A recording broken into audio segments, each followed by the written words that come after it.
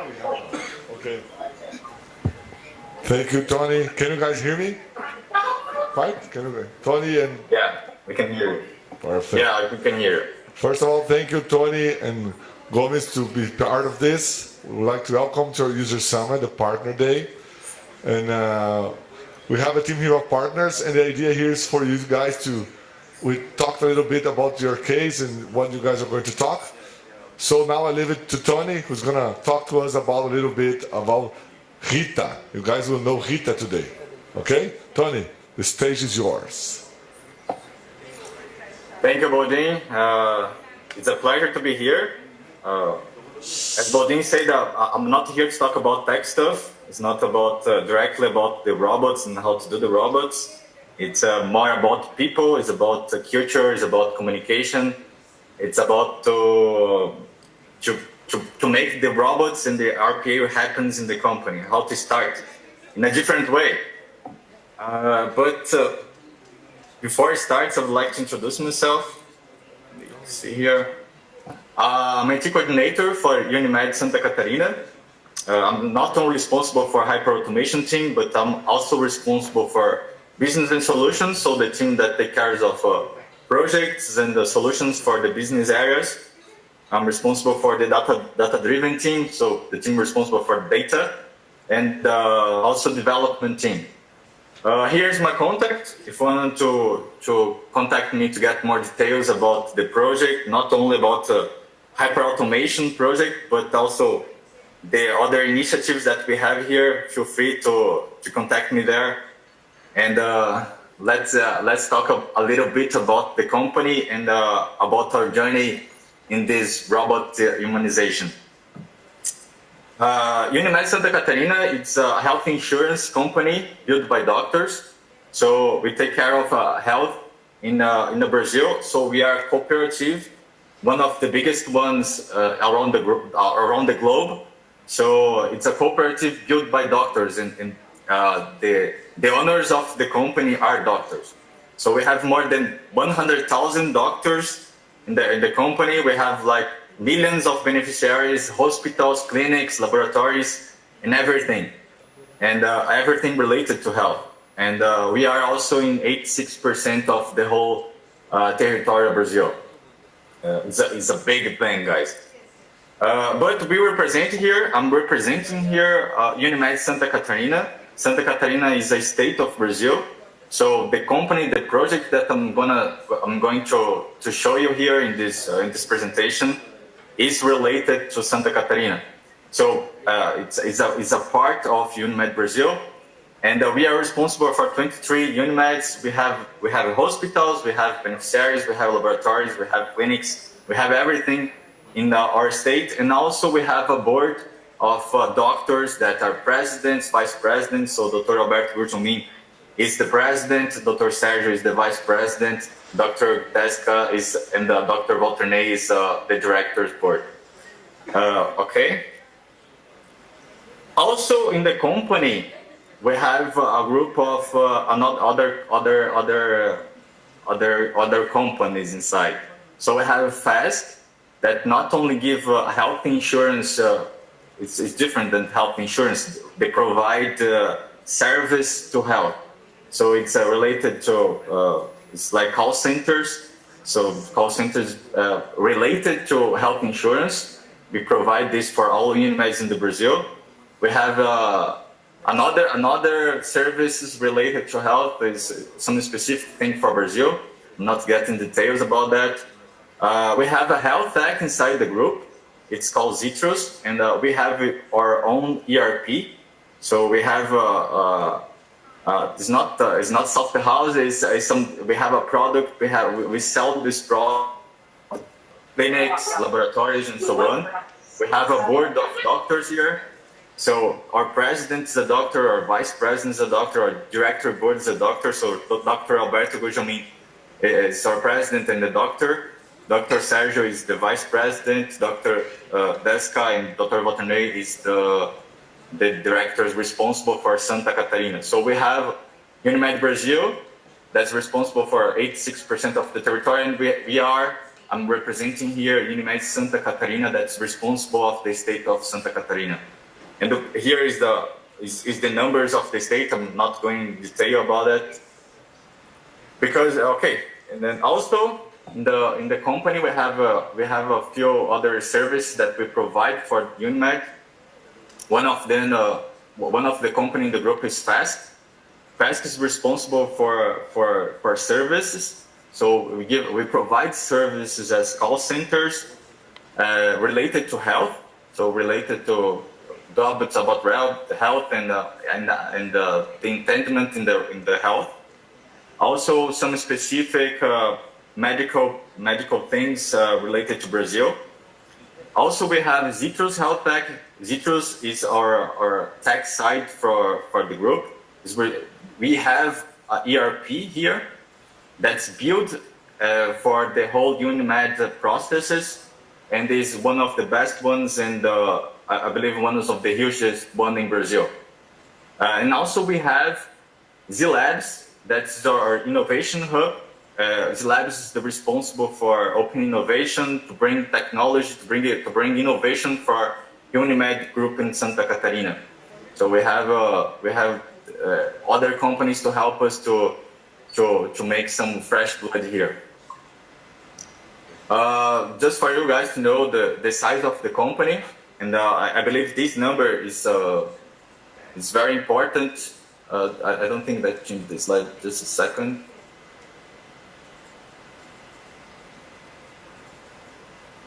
Bodin, are you there? We are seeing the Z-Labs slide. I have a message here, Tony. Do you hear me? Yeah. Oh. We are seeing I have a the message that Z-Labs. connection with A was lost. gente está ouvindo vocês aqui. We're hearing you guys. You're back? Can you hear me? Okay, well, I'm talking about the size of Unimed here, and we are talking about the 800 users and 800 people working with us. Are you in the same slide, Bodin? Okay, now change it. So we are almost 800 users, and this number is very important for you guys to know, because you're gonna see the numbers, the result of the project, and gonna see the impact that the Hyperautomation have in these almost 800 users. So we are the size. This is summing the Zitrus, Z-Labs, Fast, and also the Unimed group in Santa Catarina. But I'm not here to talk about the company. I'm here to talk about the robots. So let's talk about robots, right? And I would like to start from the beginning. And the beginning, I believe, didn't work so well for us, because in the starting months from RPA here, we have a partner, Sovetti. Sovetti was the one that brings the technology for us, that one that bring AutomationEdge for us, and we say, okay, we need to have this, but how we can make this happen here? Because okay, we have the technology, but we don't have the process to automate, so we have to find out how to bring this project to get these projects for automation, right? And us as IT, we don't have any idea how to start. We find out 1, 2, 3 processes to automate, but it's not enough. We are waiting for the process come up from the sky and waiting for a miracle, right? Because we are in, I don't know, a few months, we have like only 3 processes automated. And that was not enough to sell RPA, to sell the technology here. And we realized that we have to come back a few steps and make the things happen in a different way. So this different way is the one that I'm gonna talk to you and show you right now. First of all, we realized that the robots, we are talking about people. We're not talking about robots in the first place. So the robots, when you make a quick search in Google, you're gonna see that RPA or Hyperautomation is a big threat for the users. So if any analyst go there and search for it, they're gonna make some fear. And we realized that the first step to make the RPA happen is take off this fear for the users, take off this fear from the employees, and make this in a humanized way. And we create and we have also a mission here that we don't have to wait the process come up from the sky anymore. We have to find a way to identify the most of the repetitive process in the company and start automation for the best ones first, and not for the FIFO, right? First in, first off. We take off this. No, it's not. I'm going to automate the best one first, and we need to identify the best ones first. So we have a mission, we have a way to go, but how are we gonna do that? And for the next 3 months, we create a journey, and gonna be detailing this journey for now. So this journey starts in September 2021, and the automation starts in December 2021. So it was 3 months of very hard work here to make these things happen. The first step here, and I believe is one of the most important one, is communication. So we have to communicate the project in some way. And guys, I don't know how is the IT guys in the other countries, but here in Brazil we have a profile. We are not people that communicate so good. I'm here, I'm an IT guy, and I'm here not so comfortable talking to you right now, but and the profile for IT is like that. We are not good in communication. So how are we going to communicate with the company if we don't know how to communicate? But we find out that we have areas in the company that complement us and that make the things happen with us, and was very happy to make the things happen and create a strategy with us. So we go to internal communication and culture, because they are the guys for the company. They communicate with the company. They already make the communication, so they know how to communicate with your employees and make the best strategy to get the robots come up for them. So we go there and say, okay, I have a mission here. I need to identify the best process in the company, the best repetitive process in the company, most of them, and I need to communicate the users in a humanized way that take off the fear of them. They were very, very happy to create this strategy with us. So it's something very new for the team, and the communication culture team was very, very glad to be part of this. And I believe they are part of the project until now. So they start to create this strategy. So the first step of communication, for now, we are following the communication strategy. So they say, okay, we are a health company, we are a humanized company. So the first step, it's humanize the robot. So how are we gonna do that? How are we gonna make the robot a human one? And we start first hiring this robot. So we create an ID, we create an email, we have internal social media here. That's a very useful one, and it was a very powerful technology that makes the communication goes to all the employees. And the first step was to choose a name. And this name, the name of the robot was chosen by all employees. So we make a survey there with 3 names. We choose like it was 3 days.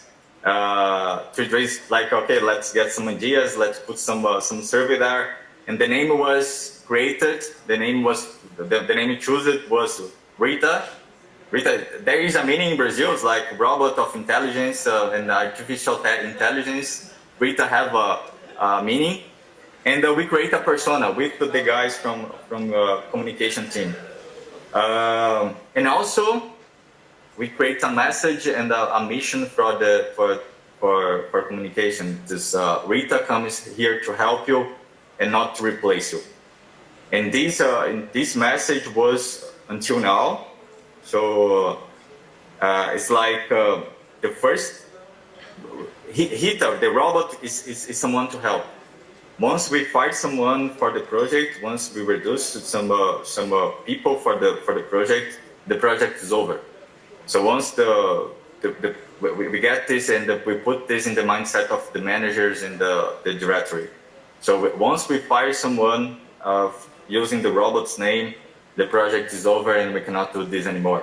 Okay, we know that we have FT reducing, we know that we have a lot of things that reducing, but we can use this workforce in some other place, and we make this happen in another way instead of firing people.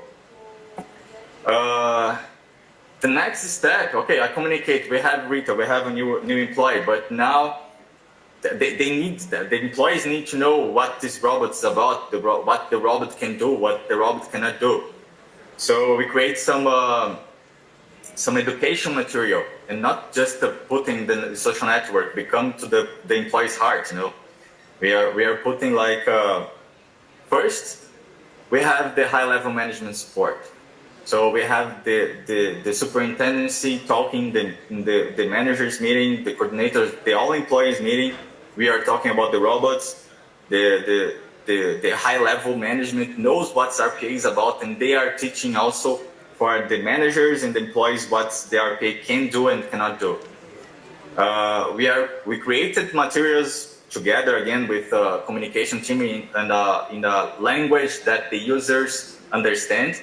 So it's not a technical language, because if I, as IT guy, create a communication, won't be something like probably the users you understand. But once the guys from communication and culture team create this communication, is something that all the users will understand.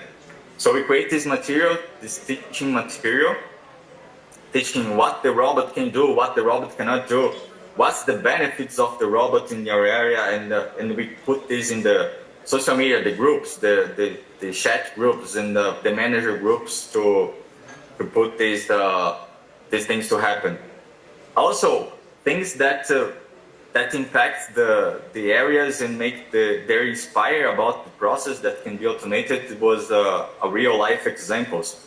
So we have some areas that is similar in each company, like marketing, HR, finance, accountability. We have several areas that it's equal. It's the same process. It's getting some information from some ERP and put this information in an Excel file and send this report by mail.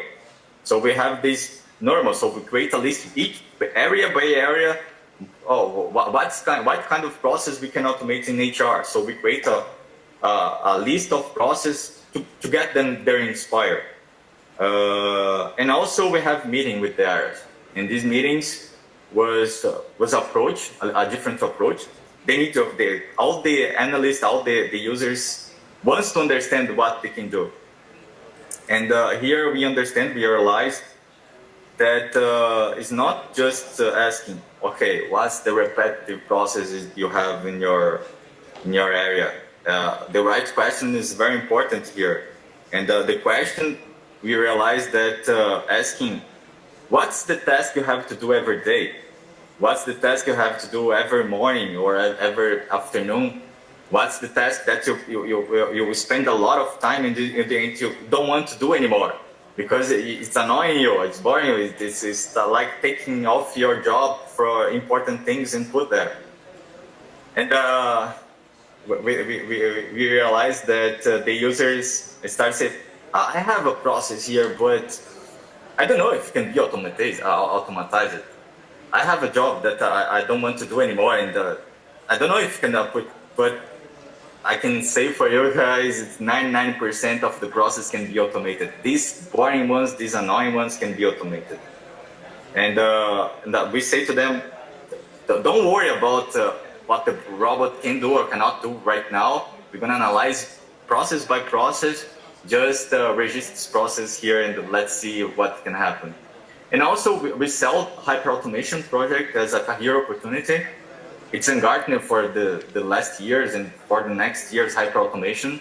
So working in a project related to Hyperautomation It's the opportunity of career. So we sell this for our analysts and bring them to the project, not like a threat, but something that's for good for the professional career.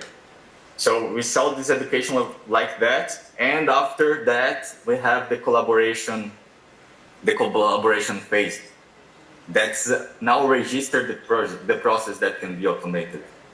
And again, we have to not threat the users, to not create fear. And once we make the wrong questions here, if we did the wrong questions, probably I will create some fear that's not cool for the project. So we come back for the basics. We create a Teams form to register all the process. In these Teams forms, we put 3 simple questions. One of them was, what's the name of the process? What's the responsible of the process?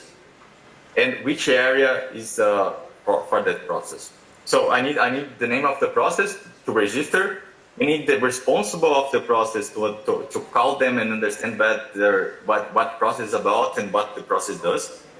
And I need the area because we create a gamification with all the business areas.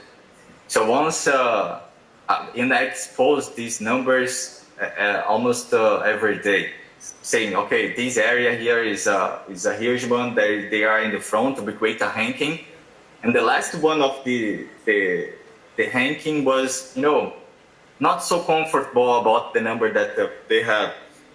So they are pushing the team to create and looking for more repetitive process. So we create a gamification, and the first one was like very, very happy to be the first one, and the last one is not so comfortable about the last position.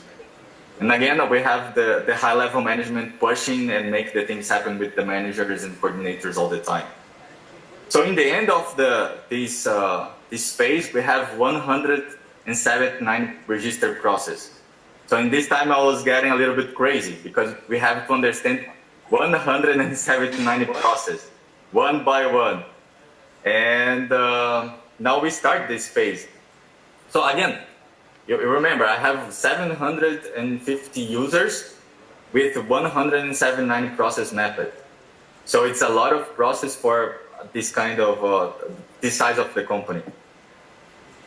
Okay, after this phase of registering, we have the validation phase. So validated if the process is repetitive or not, and which benefits we have, and so we have like created 179 meetings. Not not this number because some process is the same one for the same users, but for each meeting we have the process responsible, we have the IT business analyst, we have the developer.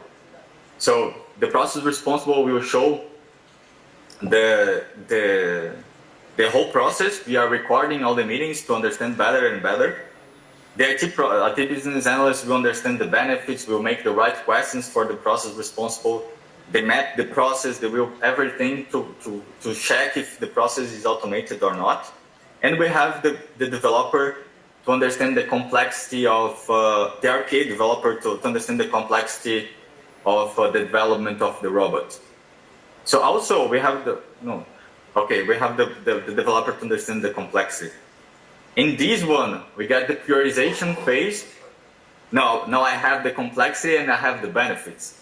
So I can start to automatize it with the simplest to automatize with the higher benefit. So again, I have 179 process. We have understand all the mapped. Remember, the first mission is to check all the process and then automatize the best one. And the best one for me, for us, for the project was the simplest one to develop with the higher benefits. And that's our goal here. And we start automating. But in the beginning we have like the business analyst that becomes a head here. It was my right hand. And then we have one RPA developer to make 179 automations. So now we hired another RPA developer, and also we have a partner, Sovetti, that was the one that's gonna to talk the next talk to you guys. And he was a very huge partner to make the automation also happens here in the Unimed. So we start automation with dailies. Another very important thing here is we never stop the communication. So each step of the automation, Rita, with our robot, send a mail saying, okay, I'm in this phase. I'm in the phase of understanding better the process. Now I'm in the phase of automation. Now your process is in the test phase and so on. And we have a 2-week sprint of development, so we want to deliver one robot for 2 weeks, in each 2 weeks.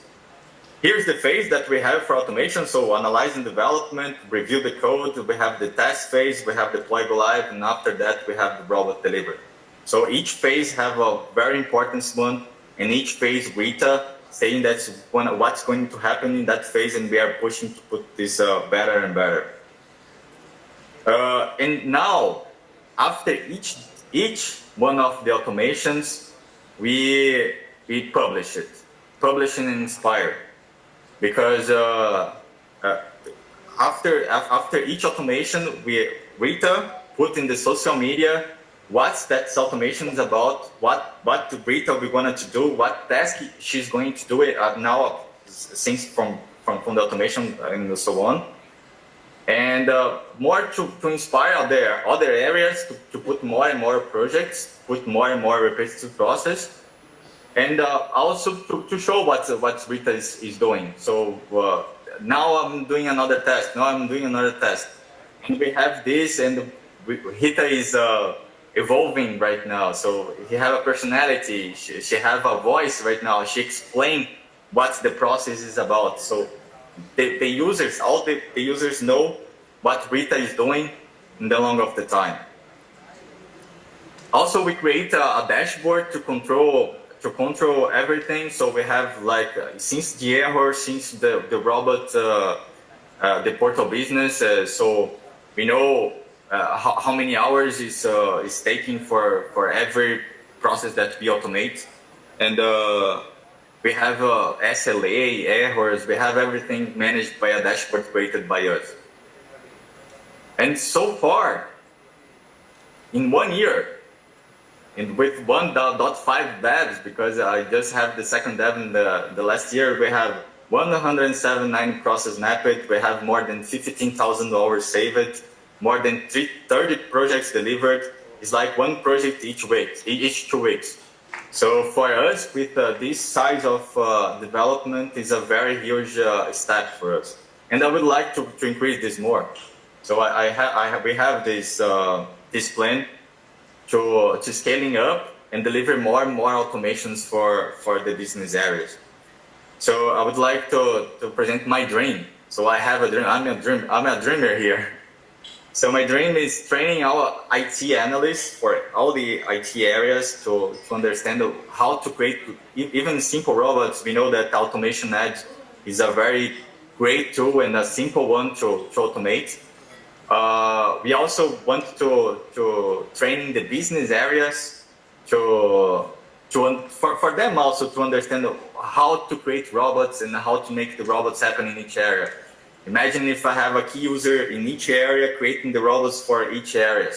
So it's my plan for the future. And my team, my RPA team, my Hyperautomation team will be a center of excellence and only validating and increasing and getting the code better for the areas. And I'll try to push this and make this happen. Just finishing my talk here, just put some bullet points to remember. So if I wanted to make a journey again, and I don't regret in anything that we did here, was communicated, focus in communication, join with people who knows how to do it, because IT guys, it's our profile. We don't know how to communicate it with normal users, and I believe joining with them was a very change of things, you know. We have to educate, we have to change the mindset of the company, and they are the people for that. We need to bring the people for the project, So we cannot do this by ourselves. We need the whole company in this journey with us. And after that, you can automate. We have to make the robots happen. And that's my presentation. I hope you like it. And again, if you want to contact me in any time to make more details about each step or about other projects, I'm free to talk. Okay, thank you very much, guys. Thank you. Thank you, Tony. Thank you very much. Obrigado, Tony. Valeu, gente. This is our Brazilian Tony Stark. Tony Stark. Let's take a picture. What is... Wait. There you go.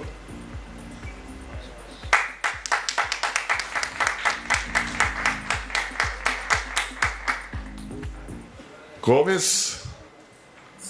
Deixa eu fazer você... I cannot see you, Godinto. Okay. So, what is Mr. Gomes?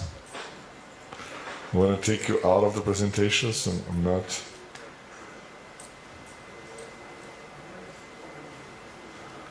I think he fell in love and left the Valentine's Day yesterday, so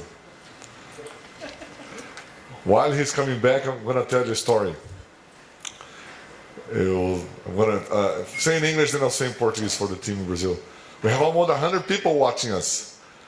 And I was with Shiva, and we took Otto. And then 3 of us had to fit in the Otto. Otto is a small vehicle here in India. And then we squeezed. As we were squeezed there, I looked to my side, and Shiva was like, I told him, Shiva, we've been working for 5 years now, 4 years. I never felt so close to you as I'm feeling right now. And he was like, I'm trying to survive.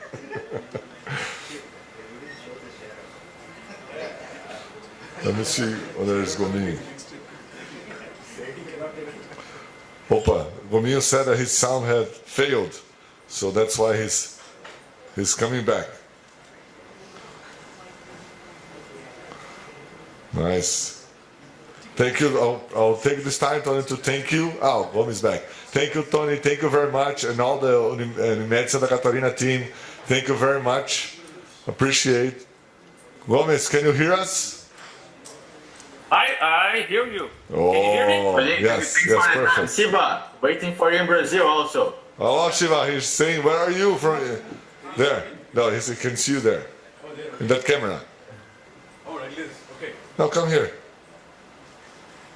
Oh, here you can see. Yeah. Okay, sure. Tony, I'll see you in a bit. And you have to come to India too. I'm waiting for that. I'm waiting for that. When are you come to India? Otto, You invite me. Yeah, yes. I'm Really? just waiting for the invitation. Sure. I'm sending you the invitation. Okay. Oh, the post? Yeah. Let's do it down. Shiva. Oh, okay.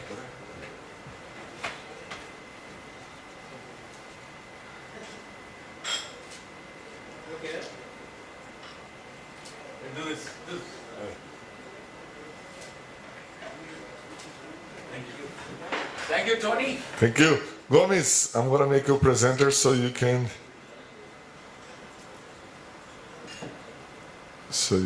share your screen and everything. So Gomes is the software sales director for Sovetti.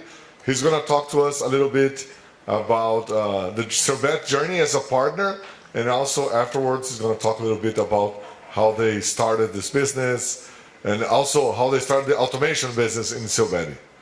Gomes, stage is yours. We're not hearing you. Just say something, Gomes. See if we can hear you. No, we're not. We're not hearing. He's not. His sound is not coming. Check. Let me see if it's. I was hearing him before, but now. Is it from our side? Rahul? Misters of technology. Can you check the audio?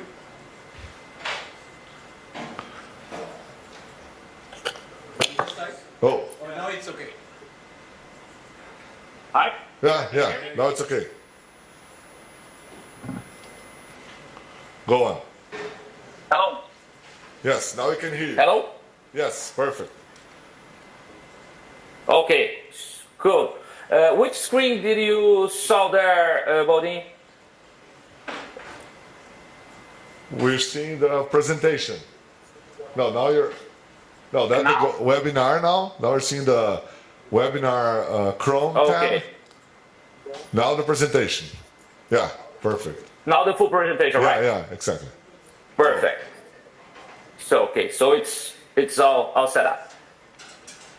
Okay, well, hi everyone. Good morning to who watching us from Brazil, and I think in India is good afternoon or good evening already. Don't know to you guys in India.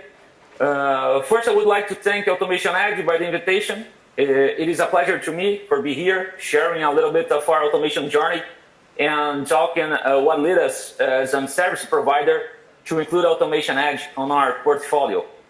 As Baudin already said, I am responsible to the software selling about process here in Sovetti.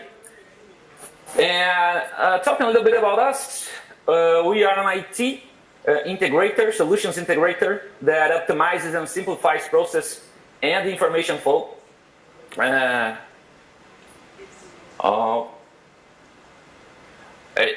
You hear me there, Baudin? Yeah. Sound Yes, we're hearing you very well. We can hear you perfectly. Okay, thank you.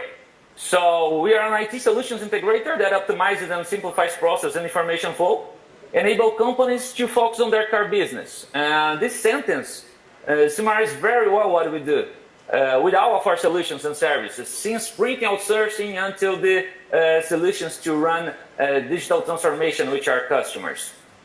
And taking a quick view on our history, we are founded in 1977 by selling calculators, typewriters, and office furniture.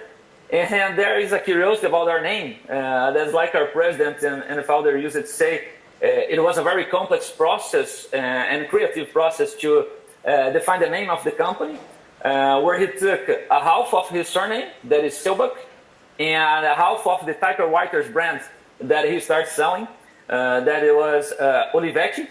And you all can imagine that is just put these pieces together, and now we have Sovetti, and it's done. Now we have a name, and since back there, it is already more than 45 years of a beautiful history. So in 1982, following the marketing needs, we start to work with electronic typewriters, telex, and cash registers. Forward of that, in 1990, we start our journey in the printing and copier market with the arrival of Olivetti copy machines. In this first moment by just selling them, but in about a few years later, we start to provide a complete printing solution as a service. And this format becomes the base of all of our future operations. And in 2005, we took a big step in creating our online of software development management to manage information, process, and documents. At the time, some of our competitors were thinking that we are kind of getting crazy because why do we are investing in developing software that kill our own printing business? So sounds strange in the first moment, but actually we are just looking forward to the market needs. And now the same competitors that thought that we are getting crazy at the time are buying our solutions in order to keep their business running. So this is a kind of, it shows the innovation process that we are always have since the beginning. In 2014, we have begun a huge geographic expansion with 14 M&A process in 6 years, and this consolidate our presence in all national territory. And finally in 2019, was a very important year for us because we made the decision to amplify our portfolio with IT outsourcing. And 2019 was also the year when we start our partnership with AutomationEdge, so it's a very important year. And not less important than that, 2019 was the year when we closed our very first RPA deal. And by coincidence, with Unimed Federação, that is being represented by Tony here today in this amazing event. As we can see in our history resume and the previous slides, innovation has been present on all of our journey. As you all can imagine, if we're trying to sell some typewriters nowadays, we probably wouldn't be talking here today. So innovation is the real key word for us to help our customers to increase their productivity and with digital transformation projects. So innovation, it is really a part of our DNA. A little bit of our numbers. We have more than 40 years of history, as we said on the timeline. We have 15 branches spread across 9 Brazil states, which are the states in orange on the map. The green one is the green state one is where our headquarters are in Joinville, Santa Catarina. We are more than 1,400 employees right now. We achieved the award of being one of the great places to work last year, which makes us very proud. And talking about our hardware rental operation, we have more than 130,000 rental devices all over the country. So it's a very important part of our business. And finally, what makes us most proud at all is the fact that we have more than 4,800 satisfied customers in our base. And as a service provider, this is the most important thing for us. So this is a little fast resume about Sovetti in numbers. And going forward, why the AutomationEdge makes so much sense for us? Well, as we saw in our history in 2005, we started to develop software to manage processes. And since there, we already have more than 15 years of experience in business process automation with BPMS solutions, which help us to find opportunities to improve our customers' productivity. And RPA technology perfectly fits on what we offer to the market. So this is like a marriage. BPMS and RPA have a perfect synergy. Also, as we are a service-based operation, and we truly believe that technology is a way to deliver results, RPA opens up a lot of ways for us to deliver an end-to-end digital transformation to our customers. So it's another tool in our hands to keep going with innovation on our customers' base. And talking about the platform itself, one very important feature that led us to start a partnership with AutomationEdge was AutomationEdge being a real low-code platform, which is very similar to our process and document management solutions structure, where it's not necessary to be an expert programmer to create a new process or document structure on our BPM and ECM solutions. And we saw this right same feature on AutomationEdge platform, which perfectly fits to our portfolio and to the way that we develop solutions. And since the beginning, we saw this perfect synergy, as I said, between BPMS and RPA technologies. In here, I bring a very simple example of how we look to automation use those technologies together. And in this hypothetical process here, there are some tasks and their respective actors. We can see that there are 2 tasks executed by a robot. 2 tasks are native IT integrations to get system data and to notify involved people. Those tasks are already handled by BPMS, so it is not necessary to put those steps on RPA automation. And we save time from the robot with this, and it is very important this to evolve with automation at scale. And there are 2 tasks executed by humans as well. Yes, we usually have humans to make process here eventually, at least. if you take a look on each task individually, especially to the robot task, the two robot tasks over there, we will not see in first moment any difference in starting by automating the first or the second robot task in the process. Because if you look individually, we do not see the benefits in the whole process. So, but if you look to the bigger picture, and we can see that probably the robot task after the decision making, the human decision making over there, will have a better return on investment to automate. And Tony has said this process to choosing what to automate is very important. And we can solve this by looking to this bigger picture. And this happens because the last robot activity on this process can handle a high demand. So if even have more than one person here in the analysis activity approving this process, it's very probable that the robot will handle the higher demand to execute his tasks. On the other hand, if you look to the first robot activity, of course that will be good to automate as well. But if you look to the whole process, there is a human task after the first robot task. And if the volume of this process starts to get higher, the robot will handle this volume increase much more easier than the people do. So looking to the whole process, we understand that need to have some special caution with the automation of the first robot activity, especially if there are an expectation of an increase in the volume of execution on this process. Because if that happens, we may generate a bottleneck on the human analysis. And this way, even if RPA handling the demand increase on the first task, this will have no expected effect on improving the productivity of the entire process, just in that part, the individual part of the process. So this is a very important thing that we look at before we start automating process on our customers.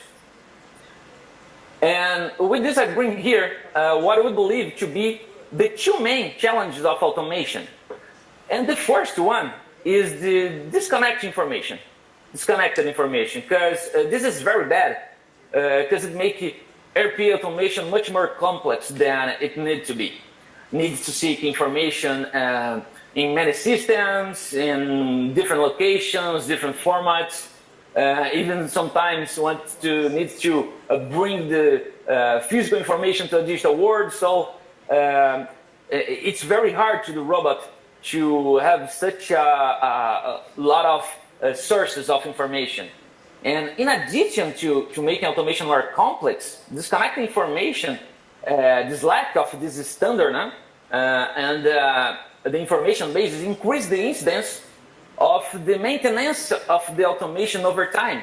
So this is very bad when we look to the automation in a scale. And that's why we always take a step back, and Tony talk a little bit about this as well, and help our customers to organize the base process before automate. Usually, in this case of disconnected information, usually enterprise content management projects can help with that using the ECM technology. So before automate, it's very important for us to take a look on the base information process and sometimes organize this base to automate in a more specific way. And the second basic challenge that I bring here is the non-standard flow of informations between business areas. So let's take an example that is like the admission process on the human research business areas. It is a process that involves a lot of parts, right? Internal areas and a lot of business areas need to provide some kind of research to this new employee that is being contracted. So if you don't have a standard flow of information on this process, again, we'll turn the robot's life very harder. Because without a standard, sometimes the AGR employee will pass the information by internal chat system or by email sometimes, by phone or even WhatsApp. So This last one here, I put in this slide is the smoke signal. I know that is some kind of outdated technology, but I put it in here to represent a specific situation that happens a lot on our customers and a lot of companies. That is when someone thinks that it passes the information to the next area, passes the information forward, but in fact he does not pass this information. So let's manage that this guy here on the after the smoke signal right here, it's the IT guy, and on this admission process, he needs to prepare a laptop and a smartphone to this new employee, but his information never arrived to him because the AGR employee forgot to pass. But if you will talk to the AGR employee, he will have sure that he passed the information somehow, and this will generate. We said that those discussions, at least, how can I say that, at least non-productive discussions. And how the IT guys solve this? Just have just one way, that is just running after the lost time. This time already passed, and the information doesn't flow like they supposed to be. So this is what the smoke signal here represents. And by unifying those two basic automation challenges, we have what we call automation alert here. Because if the people were having problems finding information when we saw before automate, it is very probable that the robot will happen the same. And if he does not have the information that he needs to execute his tasks, he will not execute them. So it's simple like that. And the accuracy, even the accuracy of the automated process, probably will drop to the foot because the information can change over time, and where the robot is searching for some information will not be there anymore. So we will always take a step behind and look to the whole process before we start automating anything. And with this, we try to avoid the robots to start to get crazy, because I compare here the human get crazy in the middle of a mess of information, and the robot getting crazy is really the same reality, because in even worse, because I usually say that robot is very fast employee, right? And as he make you process right very fast, they can make it wrong very fast if we automate some process in a wrong way. So the robots can start getting crazy, and by consequence, the robots making human crazy as well, because in these crash situations, we will need to some human resolve and solve these inconsistencies and put the robot back to the work as well. In talking about a little bit of optimized automation that we said before with BPMS and RPA.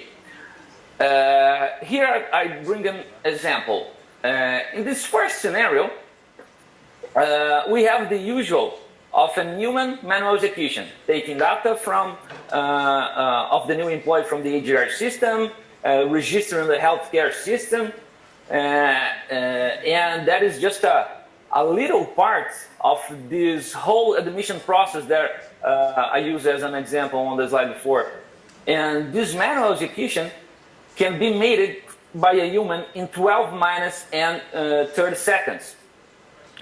So in a lot of negotiations, in a lot of cases, the first thing that we think is, okay, well, let's automate this stuff.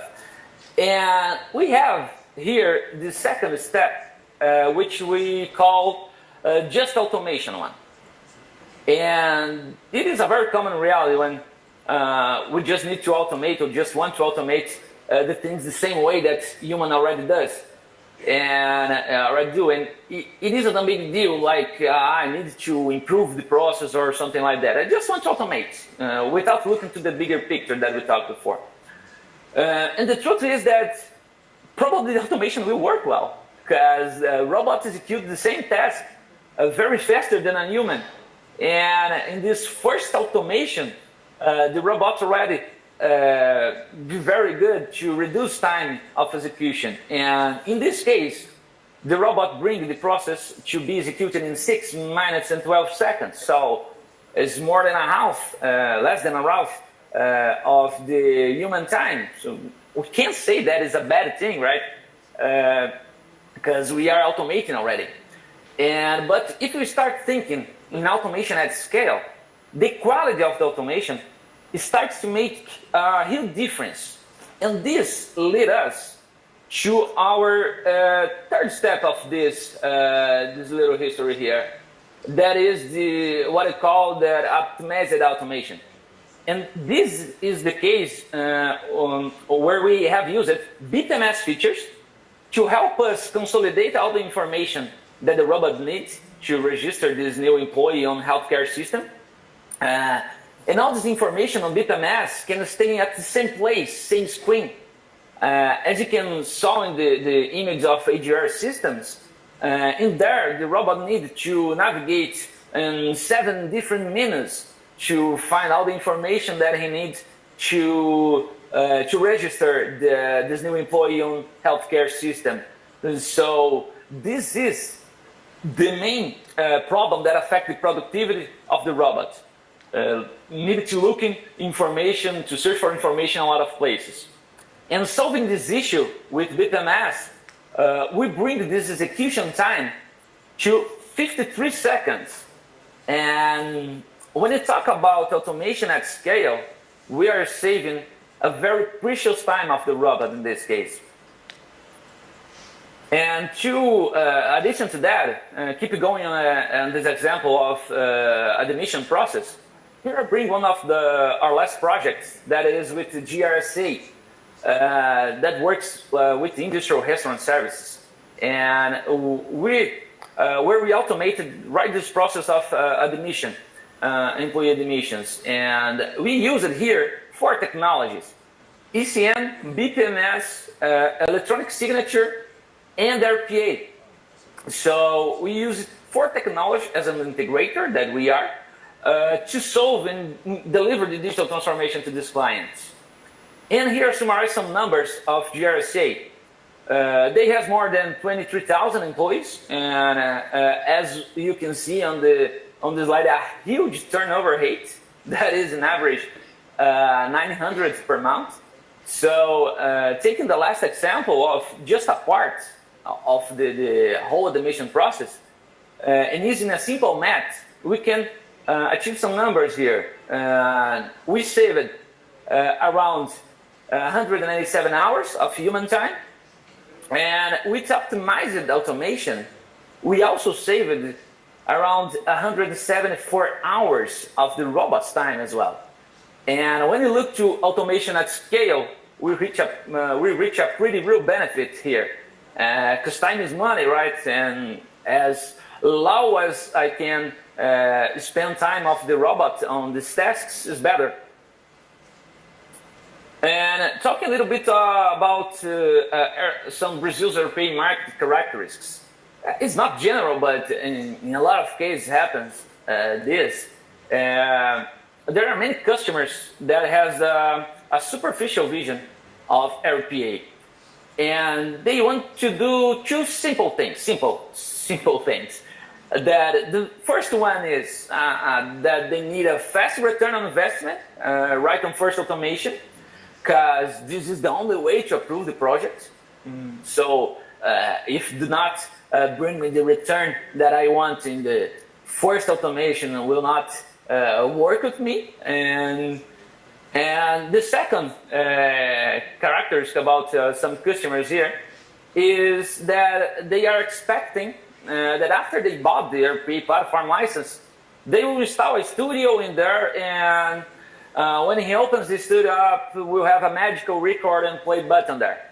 That will solve everything. I will just press a button and all gonna happen. In this case, it's our job to bring the customer back to the reality sometimes and show them the better ways to start a careful and successful automation journey. And this kind of characteristics lead us to a kind of situation that I call here that everyone wants to surf the RPA wave. And this kind of mediate characteristics can lead customers to fall in some market traps, I would say. And I illustrate here like this is a miracle of competitors multiplication, because everyone wants to surf this wave of RPA because it's a trending topic all over the world. And obviously everyone wants to make some money with that. But there are very many small competitors around that create some hard code automation and sell this like as same as a platform, an RPA platform. So in this first moment, sounds beautiful to the customer's ears, because, well, they will spend less money to automate the process that he needs right now, but he usually does not think in the mid and long term automation journey, because and it is very common too, because I don't know if there is this quote in India, but here in Brazil, we call this kind of customer or action to look just a financial perspective in the first moment, that the chip that came out expensive. It's like I will spend less money now, and in the future we see tomorrow. But when this future arrives, this kind of hard code automation usually became very, very expensive, and not just by a financial way that some maintenance of the automations start to get very expensive over time, but actually the impact for the business. Because when we start to have automation in the scale, we have some concerns that we need to pay attention with. And talking about this, we used to say here that automation using the hard code way is a very dangerous to the business, especially when we look to the automation at scale. And we used to say that the automation journey is a way with no return. Can seem that it's just to turn the technology speech beautiful, but isn't that? It is because it is very true that is a way with no return.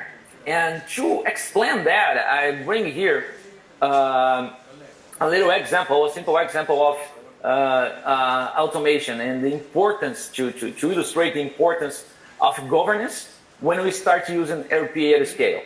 And this will make very clear this importance on having a real RPA platform to start automation journey. So, well, let's imagine that we have an invoice entry process to do in an industrial company or any other segment as well. And this process it is executed by a human today. And this human has a daily capacity to make 100 invoice entries each day. And someday, unfortunately, this human gets sick and he is unable to work on that day. In these cases, on these cases, what the area manager does, the thing that we all can imagine, he run after finding another one to replace this missing employee that day, and teach this replacing employee how to do it, these invoice entries, and we'll solve the missing employee like that by replacing the employee.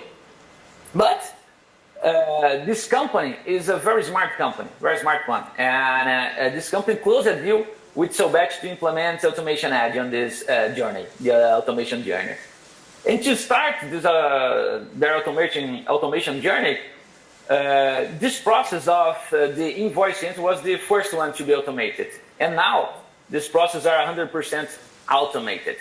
And we don't need more the human to do the boring activity, right? But let's imagine that this company, the same company, starts to grow fast. Let's think that was 2014 at Sovetti, and you start to do a lot of M&A process. And by consequence, the number of consequence of this growing fast, the number of invoice entries grow as well.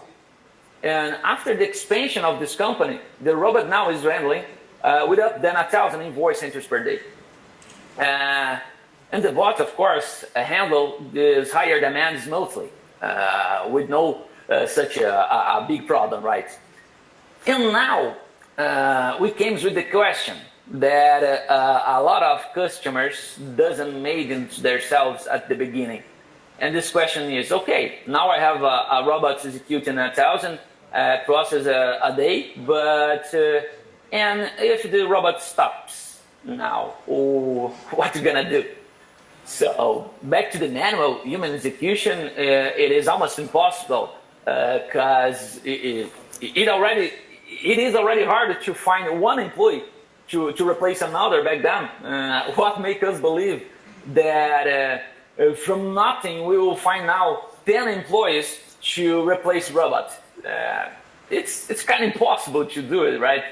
And so if you look to the automation in this higher scale, we can see that the only way to solve the robot crash eventually is to put the robot back to the business as soon as possible. We don't have another way to solve this thing. And so I think that is very clear that we need a real platform to run a PA at scale. And as a sales professional, it's our job to help customers to see that and avoid to entering this trapping markets or trap of the market about vertical automation that we saw a lot around here. And in addition to that, there's another fact that is happening each day more, is that the digital transformation initiatives are coming directly from the business areas, such as AGR or financial, logistics, and others as well. So it isn't an IT department exclusive role anymore to have this initiative of digital transformation. And this turns even more important to any kind of platform, and I don't mean just RPA or BPMS system, any software, to have very useful low-code features, because we are seeing this a massive spread of digital transformation initiatives as a big opportunity to help our clients to really improve their productivity and really entering the digital transformation world by using combined applications. And this is a strategy to scale automation, I think, because with low-code platforms and user-friendly platforms, we can achieve so many goals that with hard code or complex platforms, they will not deliver to us. So we understand there is no more space for complex solutions at all. And to really aim to the automation at scale, we need to look to some key features to choose the right platform. And one of them for sure is what we're already talking a lot about, is the low-code solution that allows us to run dynamic implementations and makes very easy the maintenance of the automation over time. And other important thing is to seek technology and platforms that allow us to solve minor business challenges, not just the big ones, because sometimes when customers look to the RPA or technology at all, maybe sometimes they think, well, I need to bring this technology in, but I need to use in a big process in the beginning already, because I need to show results. And this way, not even true all the times, because when you choose a big one, a big process or a complex process to automate in the first moment, maybe the project will turn very expensive to begin the automation journey, and maybe include the project unviable in the first moment. So you start with this, solving this minor business challenge is a very good way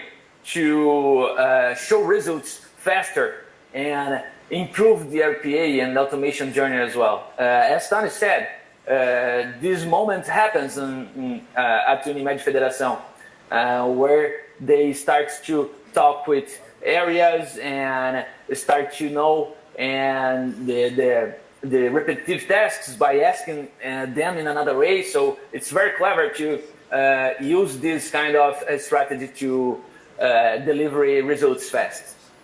Be user-friendly, of course, for sure. It's very recommended, and this helps a lot with our last item in this list, that is to allow the customer autonomy.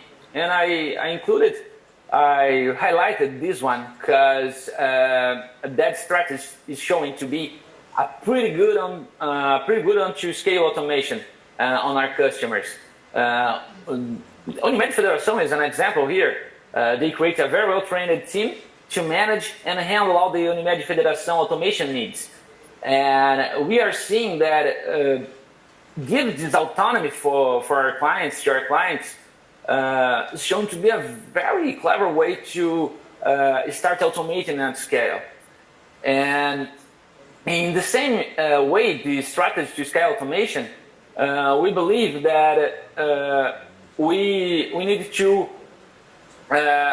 use those areas, IT and business areas, together to create multidisciplinary teams and change information. Unimed Federação makes this very well, involving until the communication team and all. Well, put our enterprise, our company in the same page. So we believe that this is the best strategy to start automating in scale.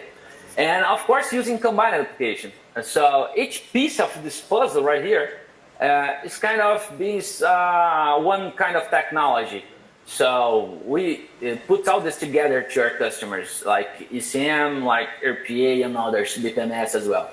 So with combined applications, we try to avoid what I call the isolated digital transformation initiatives, because sometimes we saw in the companies, AGR, for example, AGR business areas, bringing a technology to use to them. And financial area bring another to solve a same process issue, but with the peculiarities of this area. And we saw a lot of disconnected technologies work in the same company. And our main goal as a service provider and technology provider is to put all these pieces together and help clients to really increase their productivity. And talking about the autonomy of the customer, that is a structure that has been scaling automation initiatives. I bring here two more examples, succeeded examples of the customers who are running the automation journey this way. One of them is Marco Polo, that is a big industry in automotive segment. They created a main cell of automation that provides automation to all the business areas. It's very similar that Unimed Federação does. So it is a centralized core of automation. And another example here is Unimed Florianópolis as well. That points to the same way of Marco Polo, but with a little difference that they used a different strategy, and they let the business areas automate their own process, using, of course, the feature of AutomationEdge being a low-code platform. So they created a main structure like a core and IT department, and this structure takes care of the quality of the automation that the areas are building. And at first I confess that I wasn't sure if it was going to work, but with a well-structured project, this way works very, very well. And today Unimed Florianópolis is one of our clients with multiple agents. And this illustrates the importance of the IT area and the business areas working together, because this, of course, that generate a lot of more opportunities to automation and probably will be more assertive ones. And to finish, I bring here two quotes that I believe fit very well on this challenge of developing and selling technology.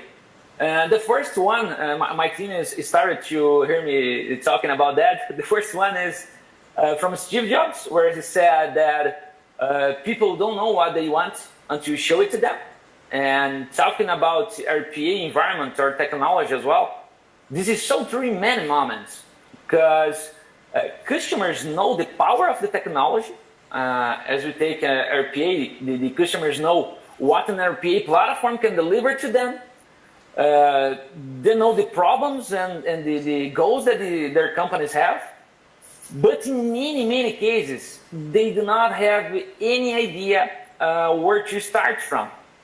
And this, again, is our job to help them to create this path, to find this way to start their journey in automation. And the second one that I bring here, it's a quote from Henry Ford, where he said, if I had asked customers what they want, they would told me a faster horse. And if we bring this quote to the RPA technology world, when we just automate process, like that example that we saw on the AGR automation before, the second moment of the automation on AGR process that bring the employee data to register in the healthcare system, we are kind of just delivered to them a faster horse, like he said. And I'm pretty sure that we can deliver so much more than that. And to do this, we need to make this step behind and look to the whole bigger picture and help our clients to get engaged in the real digital transformation path. Well, guys, with this, I finished my presentation here. I would like to thank you all by your time and attention. Thanks again, Baldin and AutomationEdge by the invitation. It was a pleasure to me share a little bit of our automation journey as an AutomationEdge partner with you today.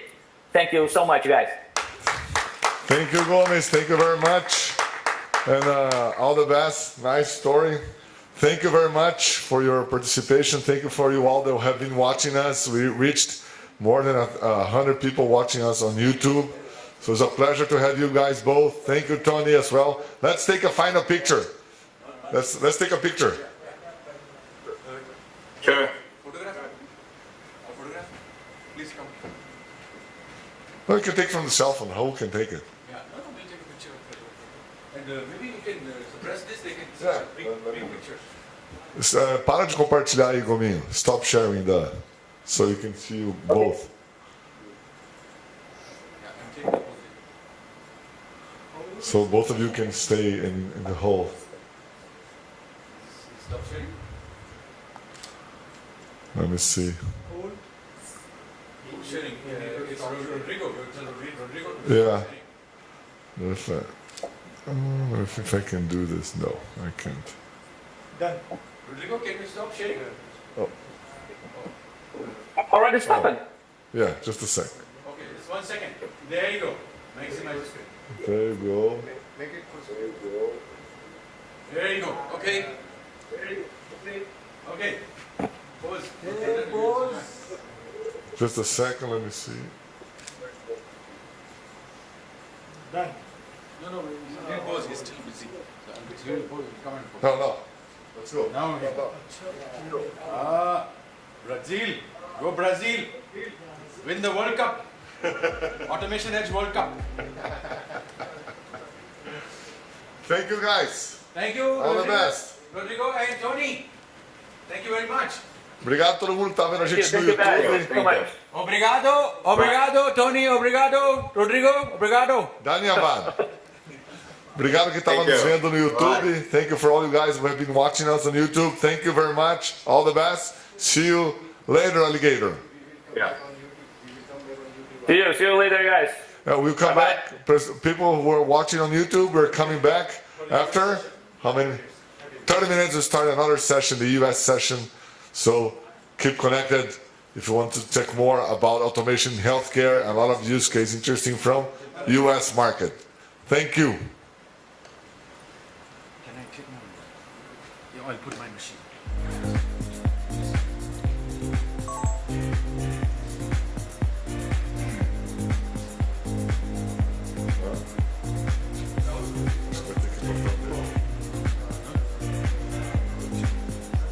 Yeah. So I will join that meeting. Okay. And we can exit.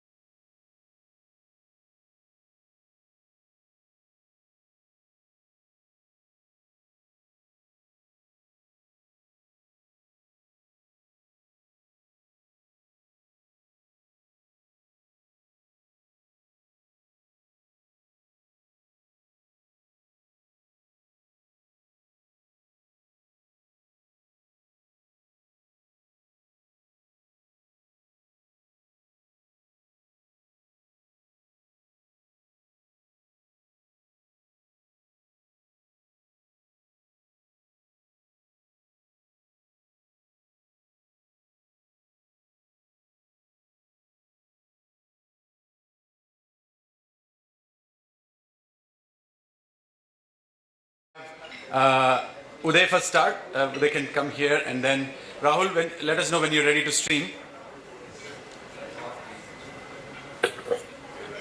Hello, good morning. Okay, we are live. So we have to start. They can come here, and then Rahul, let us know when you're ready to stream. Okay. So we have to call. Hello, good morning. Okay, we are live. So we have to start. They can come here, and then Rahul, let us know when you're ready to stream. Okay. So we have to call. Hello, good morning. Okay, we are live. So we have to start.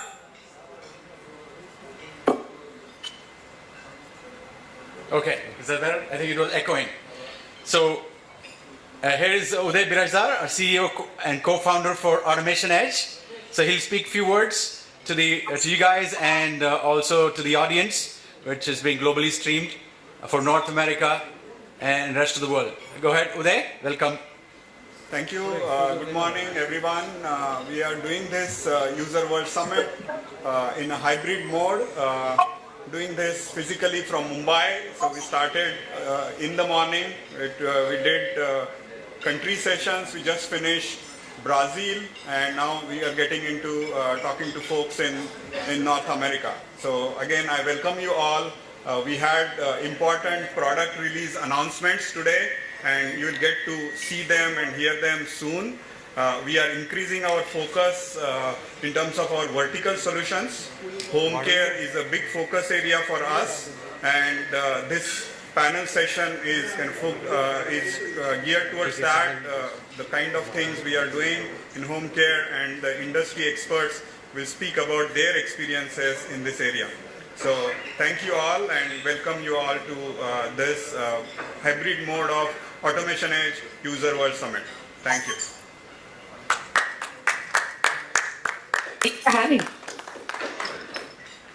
Thank you, Uday, for that kind welcome. So now I think we'll just start. I think we lost Aaron. Aaron?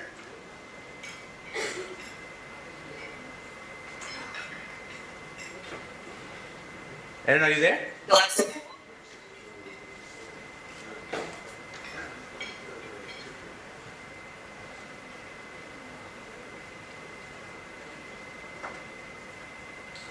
Aaron, are you there?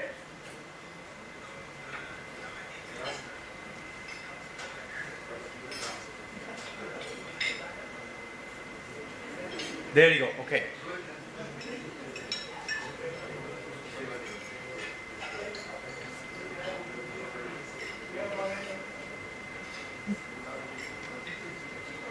Okay, let's start the introductions.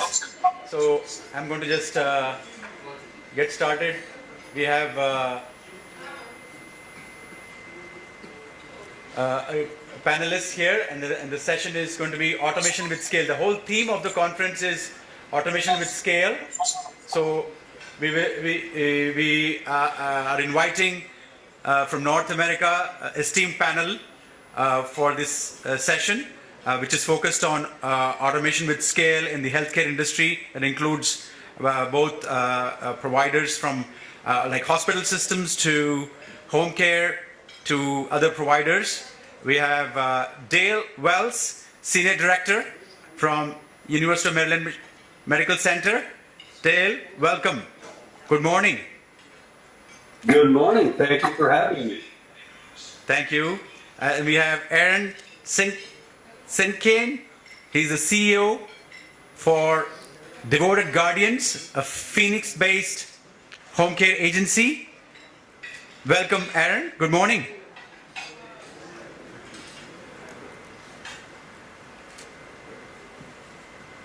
Good morning, everyone. Thank you for having me. And Dale, you're from Maryland, right? As the hospital says. So, welcome from Maryland. And Amanda Bergamo. Amanda is a senior advisor at Impact Advisors, a healthcare advisory firm from Chicago. Amanda, good morning. Good morning. Thanks for having me as well. Yeah, and Amanda is located in Albuquerque, New Mexico. Great. So, Listen, it's cold here. We got more snow, so sure. And trying to myself, stay warm in New Mexico. Sure. Myself, Siva Jaturi, Chief Customer Officer for AutomationEdge.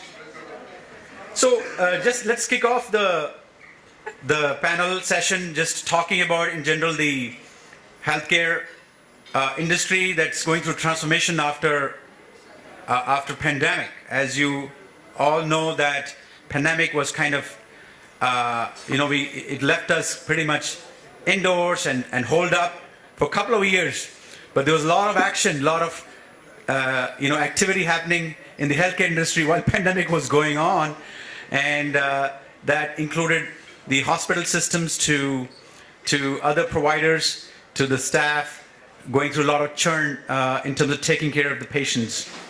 At the same time, it really called for huge transformation in the healthcare industry, which enables for any patient, whether it's through a pandemic or any other chronic condition or any senior person, ability to take care in omni-channel fashion.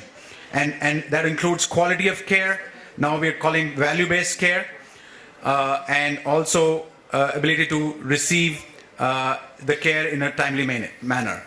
So I would love to start with Dale, your experience in that digital transformation journey. I'm sure you were going through that phase of pandemic at UMMS as well, and obviously you had to take some lessons learned from the pandemic in terms of initiating some really key strategic programs in IT as part of UMMS and fast track them.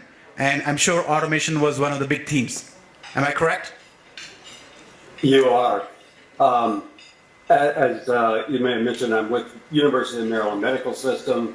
We are a large group of hospitals in the state of Maryland that provides healthcare. About 25% of the entire hospital care in the state of Maryland comes through at us. It grew by acquisition, and as you know, when you buy another hospital, they have their own systems, they have their own way of doing things, so standardizing that is really important. So just prior to the pandemic and during the part of the pandemic, first of all, we needed to go remote very, very quickly. And then the second thing is we were trying to centralize services into one centralized shared service for IT support.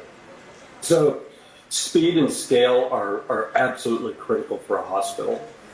We have 60,000 end users that we support, and those are providers and the employees of the hospital systems themselves, and a large number of external groups that also rely on us as well, including the university and the School of Medicine and those folks. So the providers need to attend to patient care. They've got to do that really quickly. Looking for a chart or not having the access to get to a patient's chart can obviously mean the difference between getting the right care at the right time.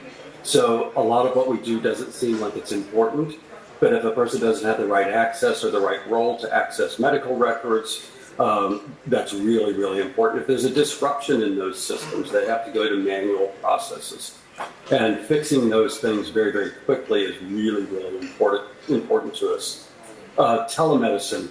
In the pandemic world, nobody wanted to go into a patient room. You had to be in full gear. So very, very quickly, we had a transformation that we could provide care to not only the patients and monitor the safety of the providers, but we were doing that with iPads and doing that separately. We also had to set up several field hospitals. So again, that remote communication from a central source and the connection to the other healthcare providers was really, really important. So digital communication has been probably the biggest focus. In the back office systems, which I'm sure we'll talk about a little bit later, is where a lot of our internal automation occurred. Wonderful, wonderful. Yeah, so that absolutely in line with what I would expect. That technology was a big mover in that direction to invest and at the same time reduce the dependency wherever it's possible on staff for those mundane repetitive tasks for automation. One other thing that drove a big change was the birth or I would rather say momentum or growth of home care industry. And that's where I'll bring in Aaron, that while the hospitals were struggling with the load and of course the churn, where there were staff shortages, the home care industry was there to support wherever it's possible to augment the hospital systems or clinics. And Aaron, being the CEO of Devoted Guardians, which is focused primarily on senior living citizens, taking care of them in city of Phoenix. How was that experience, Aaron? You've been through that. I'm sure home care had some restrictions, but at the same time, you're able to ride through that, and then you see a pattern of change also in home care industry. Am I correct? Yeah, COVID definitely gave us a lot of challenges, but an opportunity as well, which really put home care in that conversation space for healthcare. And I think prior to COVID, there wasn't a full understanding of the home care industry and all the different aspects to it. So COVID essentially kind of put us on that map for how critical the home care services are. And we go through a number of challenges, like you were saying. We're going through a workforce shortage, and we're also dealing with new regulations federally, related to electronic verified visits. And so there's a lot of manual intensive labor processes and needs in our space. And so, right now we really have to focus on how to leverage the technology out there to really, have that efficiency and overcome, the different workforce shortages that we're seeing. And, we really are, a partner for all of the industry, working with hospital systems, nursing facilities. There is a relationship, going back and forth, from the home into a hospital and back. And so, our ability to work within the system is critical moving forward. Absolutely, absolutely. I think you use the right word, the partnership between hospital systems and home care, where there's back and forth exchange of information about patient care cycles, as well as, I'm sure that also includes the staff that recycle around to provide the necessary care. I'll bring in Amanda now. So Amanda, you've been a veteran, I would say, in the healthcare industry, have worked with, I believe, if I'm correct, with the hospital system before, to being part of a system integrator, which provides services both on the IT side and also on the business operations from staff and clinical care. And you've seen a lot of patterns post-pandemic also, when you're talking to whether it's hospital systems or providers in general. What sort of transformation that you have been seeing post-pandemic when you're talking, and you can give both the context of patient care as well as on the IT side? Oh, sure, definitely. Thank you. So what I think is important, you guys, Aaron and Dale, are covering a lot of what we're doing technologically and the tech spend. What has been happening through pandemic and post-pandemic, and how are they going to really leverage that technology, optimize it, and ensure that they're going to get the most value out of it? What I think has been missing in the conversation out there on a holistic level is, like, culturally, what is that shift going to look like? You mentioned the fact that we have a nursing shortage, provider shortage, things like that. What happens with the automation and the opportunities we're seeing is really the messaging around culturally, how can we ensure that we can start to move forward and leverage this technology, automate processes so that things can move quicker for the patient, so that there's less of a chance for them to return to the most expensive spaces, which is in the emergency department space. But culturally, how can we ensure that people are not afraid that this technology is going to take over their jobs, that maybe they're going to transition? I've run into so many different types of providers, point of care providers, nurses, that are actually looking to get out of the point of care delivery and move into other spaces. So I really see the automation industry, such as AutomationEdge. You guys are providing that opportunity for people to actually envision where they can go with their careers. Career conversation is a huge piece of this. If we're going to be able to partner with organizations such as teaching institutions, we need to be able to show them that this is a part of the world. About 75% of a day is spent with technology for providers. So how do we do a better job of integrating the story around all of it and the usage of it, so that they can get back to the end goal of what they're training for, work at the top of their license? That's a piece of the conversation I hope we can get to at some point, especially when we have all these other stress factors in the environment that are created by the changes in value-based care for home health, for post-acute. And acute has already pretty much figured out how they're going to be managing that. You've got your integrated health systems or your standalone hospitals, but it's definitely a more mature space. Home health is really that opportunity, that space where we're at hospital home. You're going to see automation really making an impact on how quickly can they get the patient seen, how quickly can they insure and verify their insurance, how quickly can they get their D&E equipment or their durable medical equipment to patients so that sort of care can happen. There's just quite a bit of opportunity there, but I'm excited about the opportunity for creating that story about how technology enables and empowers us to be able to get the best care to our patients that we can, and also become a little bit better, more fiscally responsible on both ends of the spectrum in the healthcare continuum of care journey.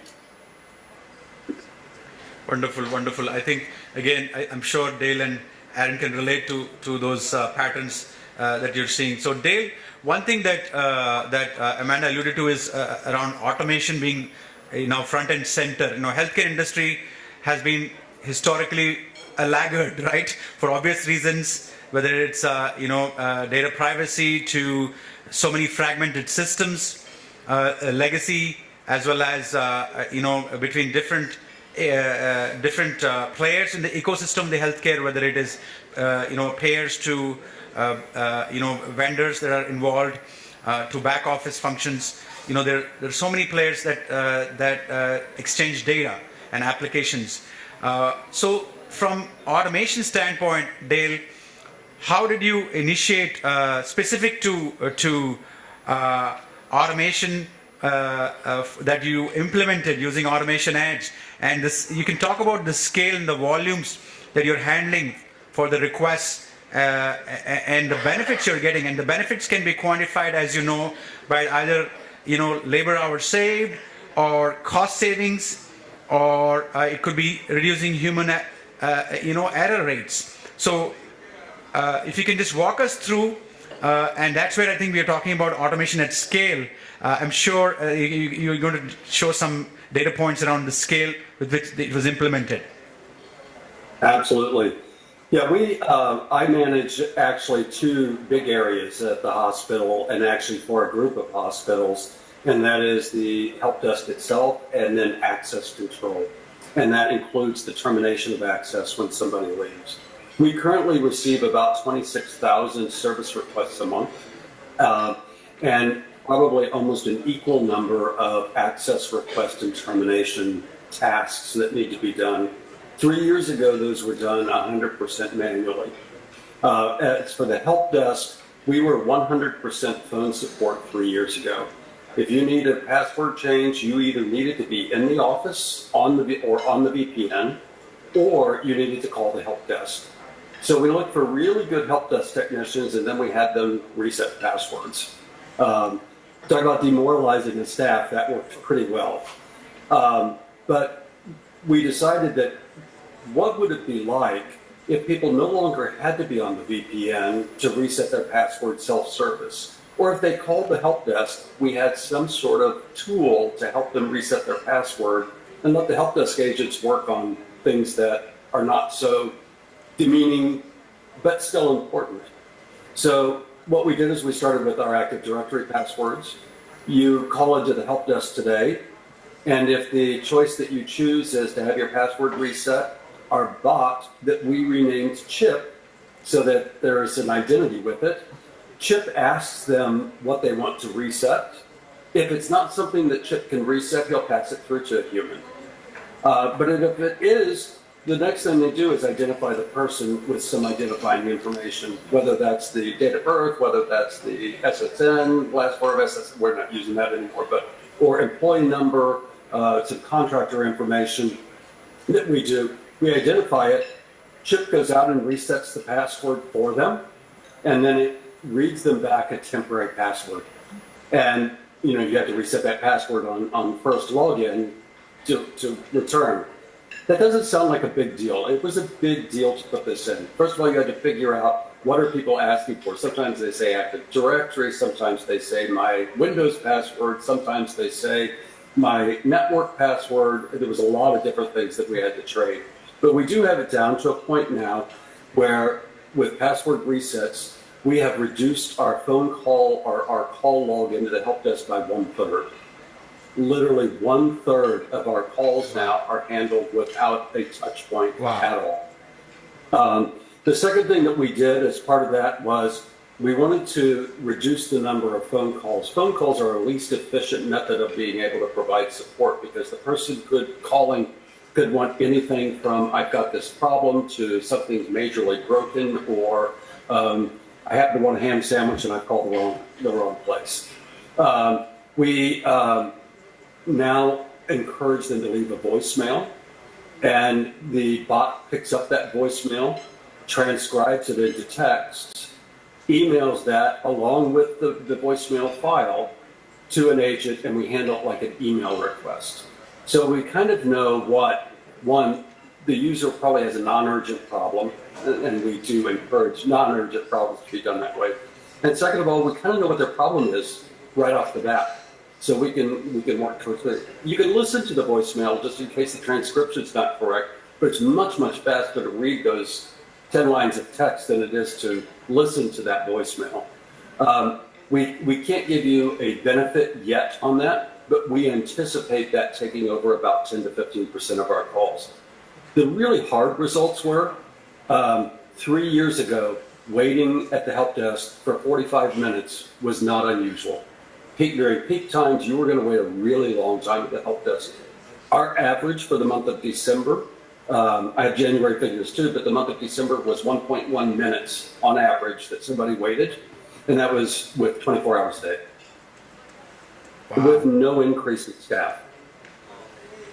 Wow, from 45 minutes to, you said few minutes of wait, so that's huge in terms of the wait time. And password resets are a classic use case for any help desk, right? If you get locked out, you pretty much zero productivity. You might as well think you're on a break.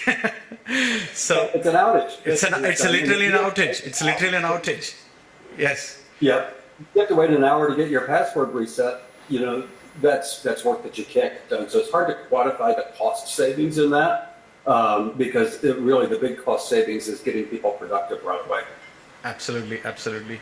That's huge numbers that you've shared, Dale, in terms of the benefits, the value, and the ROI you're getting from the solution, and the technology mix also is complex, right? Where you literally having the bot translate the voice request, transcribe it, and then authenticate the request, and then also provisioning it through a secure password.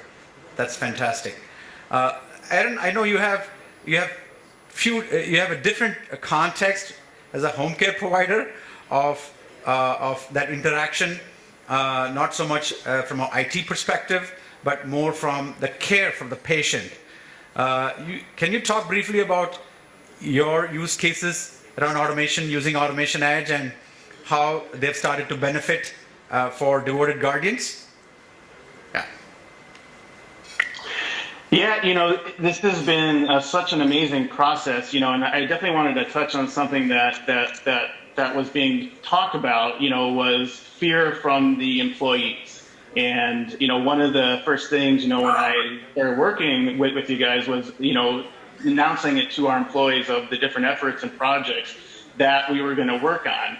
And my intention was to get them excited and to, show them what the future could actually look like. And I was met with a lot of fear of, are you going to take my job away? Is this going to automate this out? And, I was really able to lay it out for them so that they could see what that bigger picture was, and that it's not, these are not activities to remove jobs, but they are activities to mean that we don't have to keep adding more and more, people to a problem to kind of drive that solution. And at the end of the day, if we don't have to have as many people in the system driving this, that means I can afford to pay my staff more.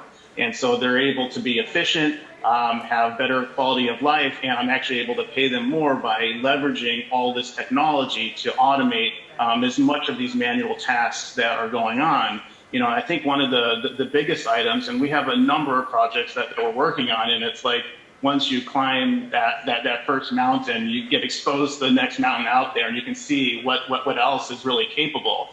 So I think our use cases are really going to be endless as we keep moving forward. But we really started on the issue of EVV, which is the electronically verified visit. And this was announced years ago with the Cures Act, and we've all been getting ready for it for a number of years. That's how complicated and critical it is. It's been taking years and years to get to that place. And so now, like, all of our shifts have to be verified. We have to have a location for the clock in, a location for the clock out that has to be verified. They have to be charting on their tasks of what they did. Did they, give our client breakfast? Did they give them a shower? We have to see all the activities that they're not doing, that they weren't allowed to do, because this is really critical to the outcomes of how the care is really being delivered. And if we want to reduce the readmissions into the hospital or even the admission, we really have to have access to those data points really quickly. And then we also have to have a verification from the client and the employee. They have to sign off on the shifts that what information is there is accurate. And if we have all those elements, then we will get paid for our service. But if we are missing any of those elements, we will not get paid. And if providers cannot get paid, we can't remain in business, which is going to have a huge negative impact to the entire industry if we can't find a way to work our way through this. And the threat of a possible audit and the request of information, for me, it makes me very nervous, that it just takes an employee one day to have that lazy day of, I'll document this tomorrow, or I'll do this right tomorrow. And, that infuses a lot of risk into our process and into our system. And so, I was really able to quickly see how we could leverage this kind of technology to really help us overcome these kind of challenges and really automate it. And so we have built, I think this is the only tool that I've seen out there which really does this, which tries to automate the curing of the EVV process. So the state and the rules are in place that they know that it's not going to be perfect. And so they've created a protocol for us to cure shifts after the fact, which really is driven by my office employees calling the employee, asking them to verify the information that's missing, collecting that information, then calling the client or the POA of that client and presenting that information to them, getting verification. And once they get all those approvals, then they can go back into our system, manually update everything and document it. And this takes, 15 to 20 minutes, let alone what happens when those end users are not picking up and answering our questions. That delays us in terms of being able to bill and being able to pay them. We don't pay them. They don't care if it was their fault. They're going to be mad at us. And so, we really took that approach of there's got to be a way to automate this. And I was so excited to be able to find AutomationEdge and to see that they could really take what I was dreaming about and make it a reality. And so it's such an amazing system. that now, every day this tool is out there. These robots are out there contacting our employees through text and voice, collecting the information in multi-language. It can collect it in Spanish and translate it into English and put it back into our system. In our community, we have so many different languages and people that are in our system that the system can't be so rigid. It has to be flexible to meet people where they really are.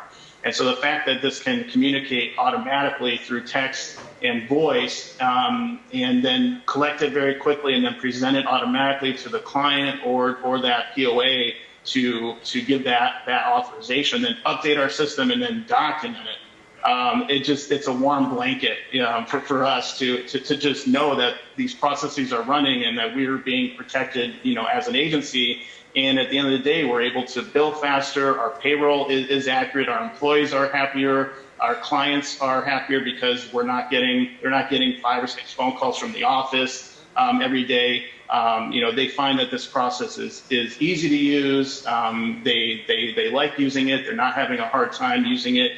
And it meets the clients, where they are. Not every client is able to text, but they can verbally speak. And so having a system that is flexible enough to communicate in the way that end user wants to be communicated to, and in the language that they need it, the power of what this can do is just amazing.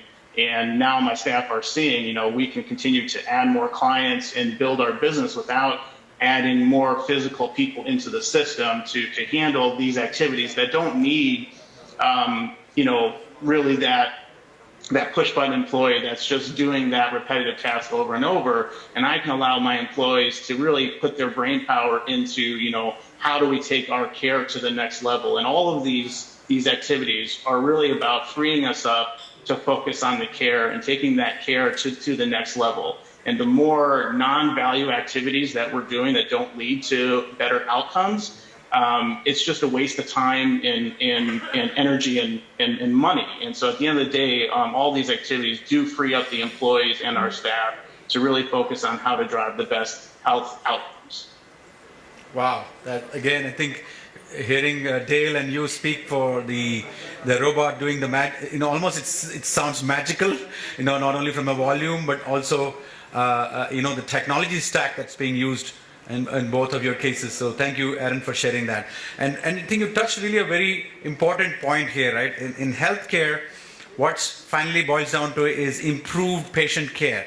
And you see both from a hospital system perspective, when these employees are becoming more productive, they are taking care of the patients, right? And same for, in your case, your staff is freed up to take care of the patients rather than worrying about punching their data around their activities on a day-to-day basis.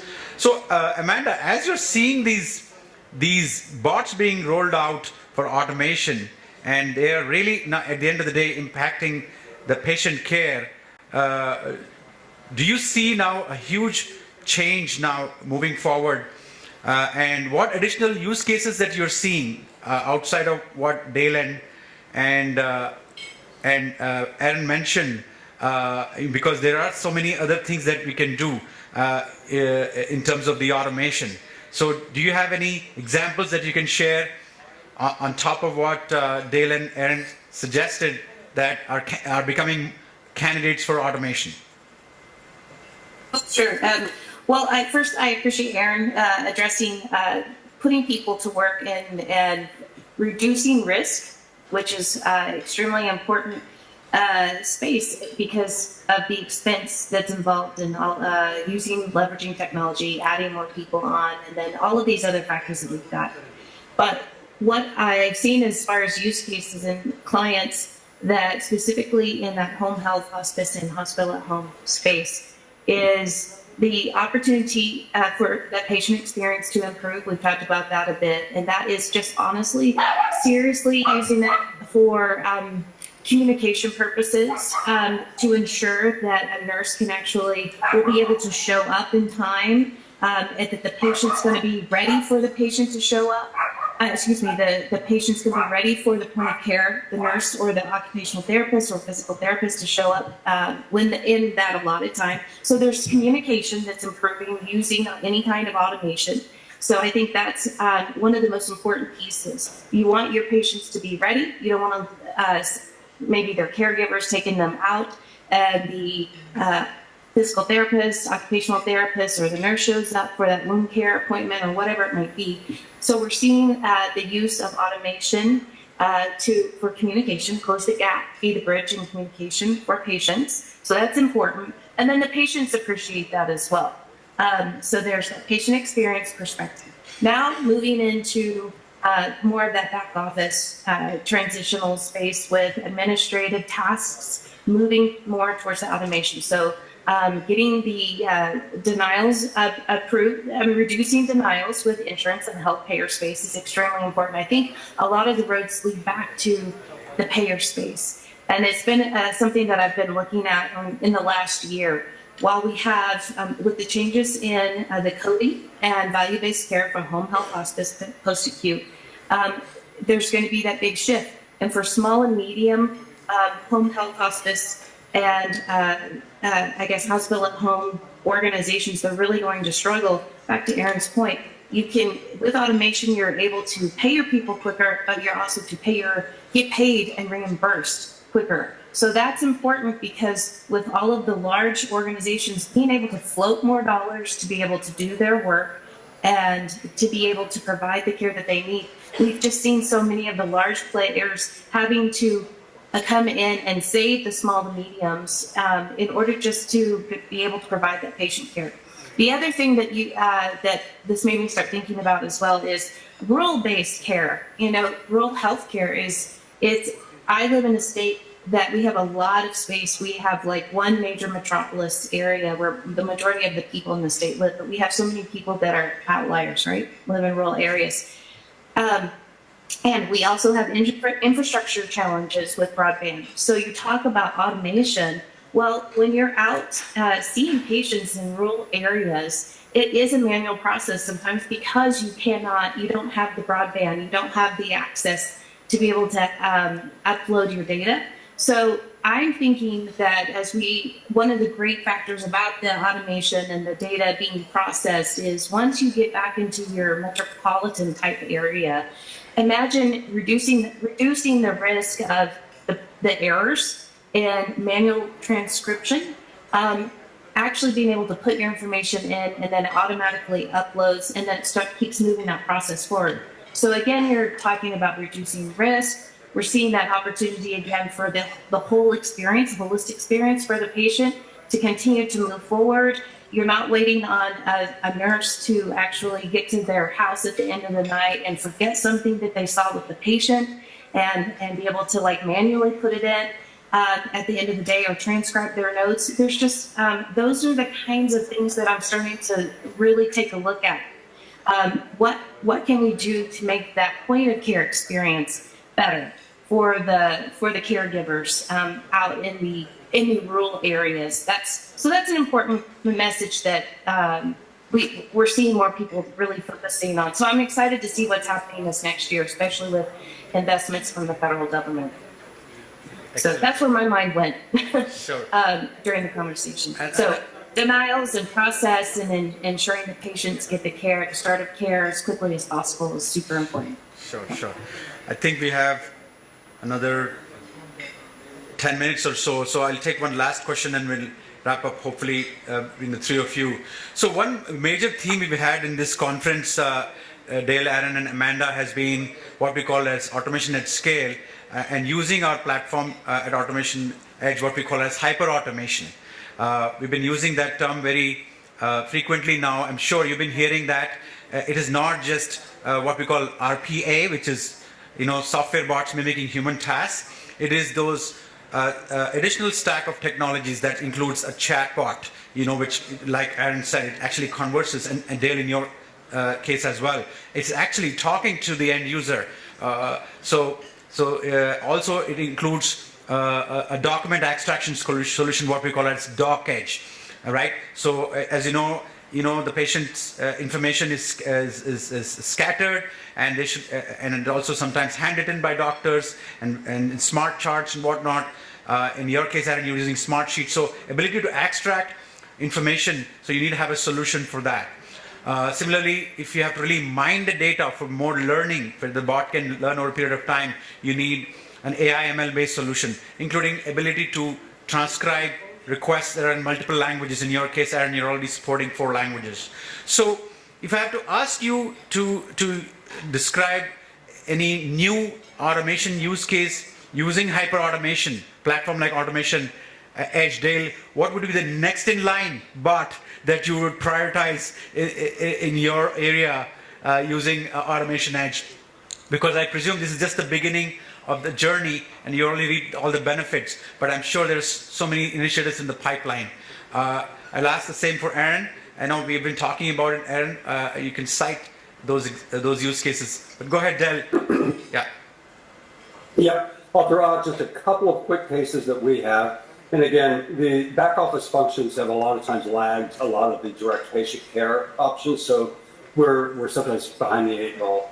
But the one thing that we want to do is be able to intelligently route service requests coming in, and again, reserve those human agents for doing things that we can't really automate, that the decision points are just too complex to be able to do. And so a couple of the initiatives that we do have is to be able to read those emails, and based on the text that's in those emails with AI, be able to route that to the best qualified person or the first available person that can resolve that. That would again free up the agents to do what they need to do, and sometimes get the problem to the right person really, really fast. The other part that we are really looking at very closely that has probably more to do with automation, but it also is those critical decision points, is system outages or disruptions and intrusion alerts. There is a list and a playbook for those activities that occur, and when humans do them, they're picking up that book and trying to read through and make sure they get all the steps correct, and if they miss a step, something doesn't happen. And you can end up with ransomware, or you can end up with a system that's down much worse or longer than necessary. But to have the bot be able to pick up on that and make decisions and reach people interactively with decision points as to what to do next is part of our critical function that we'll be doing in the next year. Excellent, excellent. I think you being a hospital system, you have a very large IT infrastructure to support your systems as well as your employees, which are like close to 50,000 employees. So there's always churn and SLAs that you have to meet the business, and the uptime and high availability is critical to your processes and applications, and those bots can really do a lot of magic in terms of... It's one thing to be alerted that there's a problem, but to take the right action and take it very, very quickly is the critical component there. And I think that's where the bot and building in the intelligence and decision points can help us dramatically with that. Fantastic, fantastic. Aaron, how about you? I know you don't have that mega IT infrastructure like a typical hospital systems has, but you have different set of problems and then you have identified few in the pipeline that you want to automate on your side. Yeah, I think one of the next items, which we're currently working on, and I'm so excited about this, and it's really trying to address one of the major issues that we're dealing with in our space, and that's the workforce shortage. And there's two pieces of that, and there's the lack of available people who want to provide this work, and then there's also the issue of how do we retain the staff who are currently in the industry, given that home care policy stated, we have between 60 and 80% annual turnover of our staff. So how do we create a stable care environment, a care process with great outcomes when we can't retain our staff and our clients are experiencing multiple people, in that care process? So one of the things that we've identified was we have to find a way to motivate our employees. And I think one of the biggest issues that we have with in-home care is we cannot see what they're doing. And it's not easy for us to go, oh, wow, you just, made that breakfast and it was great and your client was so happy. We're going to give you a gift card. We cannot see what is happening in the home every day. And it's not fair to our employees that we can't recognize the great work that they are doing, because a lot of the time, if we don't hear anything from our client, that is the best sign. Because normally we're only hearing complaints or issues. It's rare that they take the time to call us and say they really did all these things great, and then we know how to recognize them. But what I know is all the data is there, and it's all in our system. And we have multiple systems that we're using. We have training sites. We have our EMR software. We have payroll systems. And so it really occurred to me that if I can find a way to pull all these needles out of that haystack, and there's millions of data points, I can really see them. And I think a lot of the home care right now is really making sure the employees feel seen and valued and rewarded. And so right now we are trying to gamify this entire industry by being able to pull all these data points out of the system and to create a point system or tokens or however everyone wants to address it. And essentially everything that they're doing good and anything that we want to reinforce that is going to drive positive outcomes, we're going to give them points. And these points are going to roll up to a star rating system, and that star rating system will then connect to a benefit package. And we're going to be using all this technology, using smart sheets and other tools to be able to present the information to them in more of that real-time basis and really show them that the action they're putting in is driving their star rating up, which then has a financial component tied to it. And I really believe that, if they can get rewarded and recognized for everything that they're doing that we know leads to positive outcomes, we will have a higher retention rate, happier employees, and it's all going to lead to better outcomes for our clients, and our employees will feel valued and respected. And in our industry, that respect is really due for them. Absolutely. Well said, Aaron. I think already the industry is facing shortage of workforce, right? And if you add anything that will help retain this workforce, right, in terms of keeping their morale high, to incentivize them and also motivate them, I think there is nothing like it. So I'm sure, this new bot around point system dashboard where your ability to take decisions quickly on incentivizing based on the performance will be very helpful for you, Aaron. Thank you for sharing that. So we will wrap up with Amanda now. Outside of what Del and Aaron said, one important thing is also the speed with which these bots have to be rolled out, right? So what we have announced in this conference summit is also what we call solution flows. These are bots that are pre-made or what we call baked in for standard processes. So I'm sure, Amanda, you're seeing where customers are also going to look for the cost and the timeline to implement these bots, and that may of course roll into the ROI in short-term and a long-term basis. So as the industry is going through a technology change, whether it's having telehealth to using a voice chat to AI, machine learning, chatbots, and also wearables. People are able to self-diagnose themselves without even going to a doctor, and then obviously go for specialist treatment. Do you see this whole movement also taking care of reducing the costs, not only for implementation of these solutions using some ready solution we call solution flows at AutomationEdge, but also eventually reducing the cost of care, right? That translates to passing on to the patient. Oh, definitely, and I appreciate you bringing that up. The more that you can provide those types of the technology opportunity where we're not starting from scratch, and it's easy once you get the ball rolling, right? The stone rolling or the ball rolling, it's easier to adjust it to actually customize what you need for your environment. And so I could see the return on the investment is going to be able to be quantified quicker as you do that loop back process once you've already implemented and you're in that space of actually doing your day-to-day work. So I'm excited to hear about new opportunities for you guys to roll technology out that is easier to implement, can be put in more quickly. And then that way they can start to see the needle move. And even 10% is huge, because you could be talking about millions of dollars that either with cost avoidance, or else you're going to actually be able to see that in reimbursement. We keep seeing there's about a 15% with home health agencies that they are constantly holding on to, because they are not being able to get back and get the information that they need in order to get their reimbursement. So they're still holding on to that.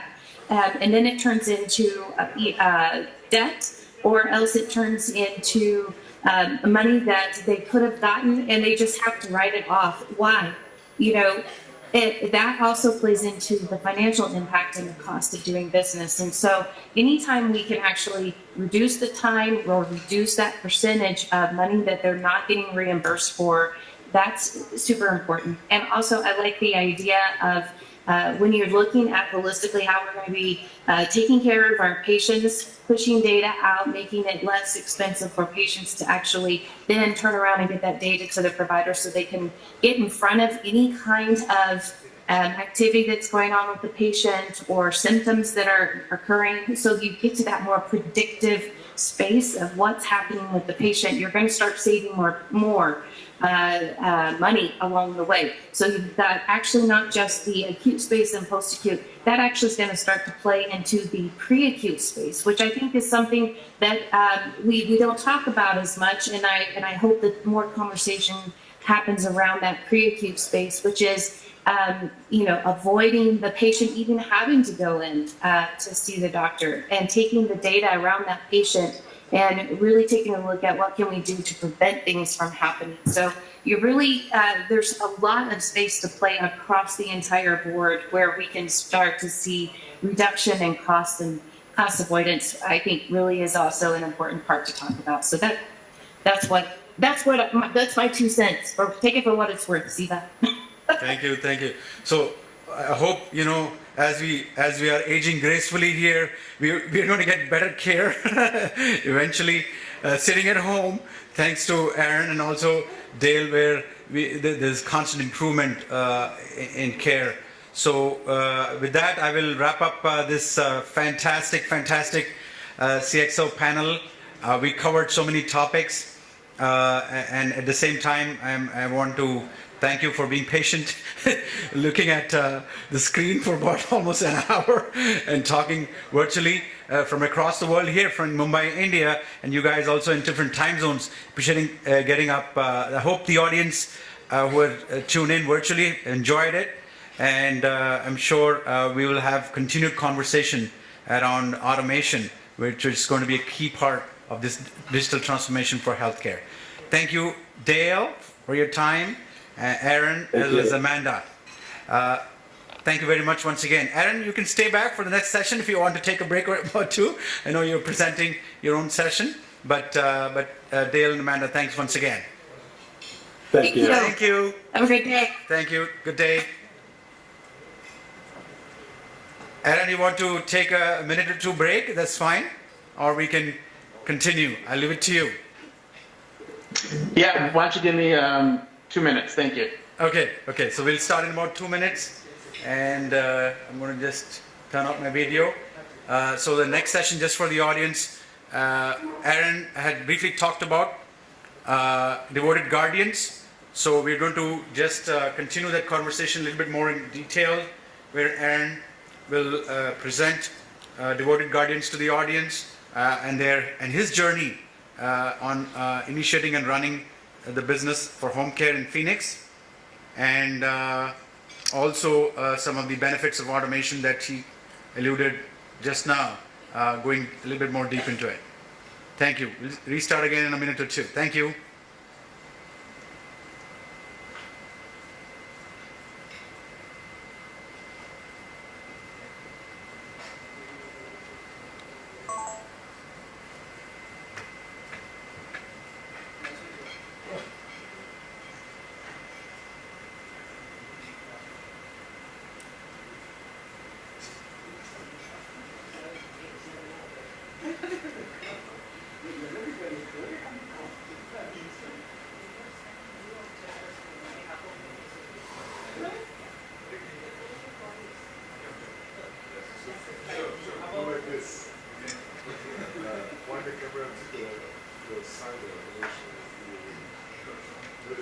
could see that it's you, and it's another you. Go ahead, man. We are time sharing the two bots. Parallel processing. Hyperthreading.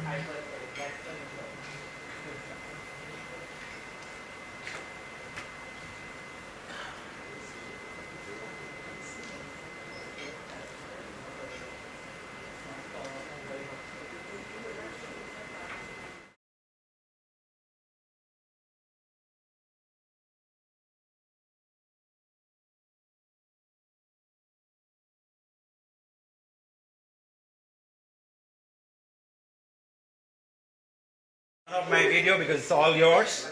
You can, I presume you're able to share screen, right? I don't have the slides. I thought you guys had it on your end. Oh, I think. If not, Did Rahul send it back to you? The slide deck? let me look. I think we did. So you can just check the slide deck. It should be there. Oh, okay. Let's see here.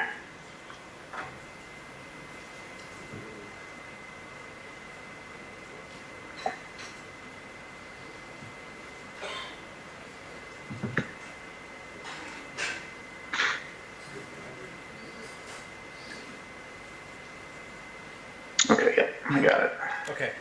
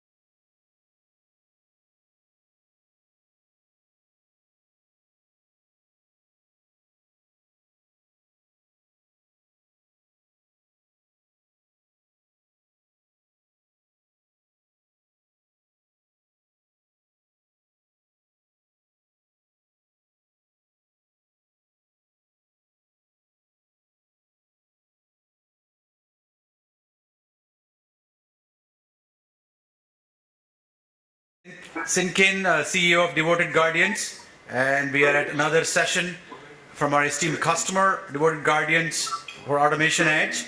Aaron is going to just go a little bit deep dive into the automation use cases that was utilized at Devoted Guardians and also the journey of Devoted Guardians. Aaron, it's all yours. Thank you very much once again. All right. Thank you, Siva, and I appreciate you guys having me. Hopefully this is working. Okay, so just to kind of give company history. So we formed Devoted Guardians in 2012, and we really started as a family-owned and operated business. We're a non-franchise company. We really started in the Medicaid space. As we entered the market, we did buy a small agency that had about 80 clients and started our journey small. And so while we began with 80 clients in 2012, we now carry a daily census of over 800 clients that we serve daily between our non-medical company and my home health division.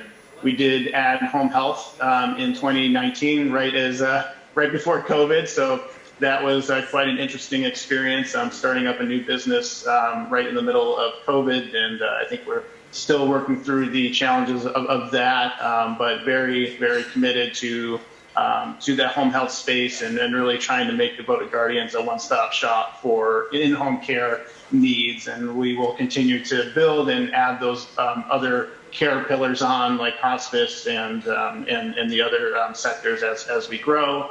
And just to highlight, we are a highly recognized company by Home Care Pulse. Home Care Pulse does survey our clients and our employees every month and turns that into qualitative scores And so we were really proud to receive those awards from Home Care Pulse, which really highlight the amazing work that our employees are doing and how my office staff are managing the entire care process.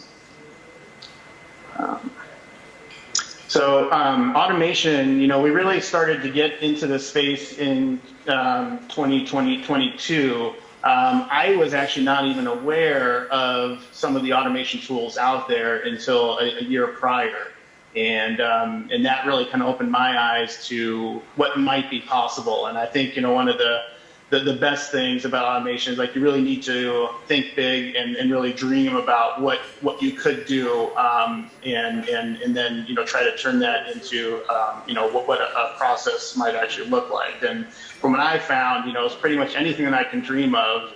Steve and his team has been able to build, and hasn't seen it as anything that we wouldn't be able to develop. So that's been very exciting and continues to keep my mind racing about what's really going to be possible as we move forward.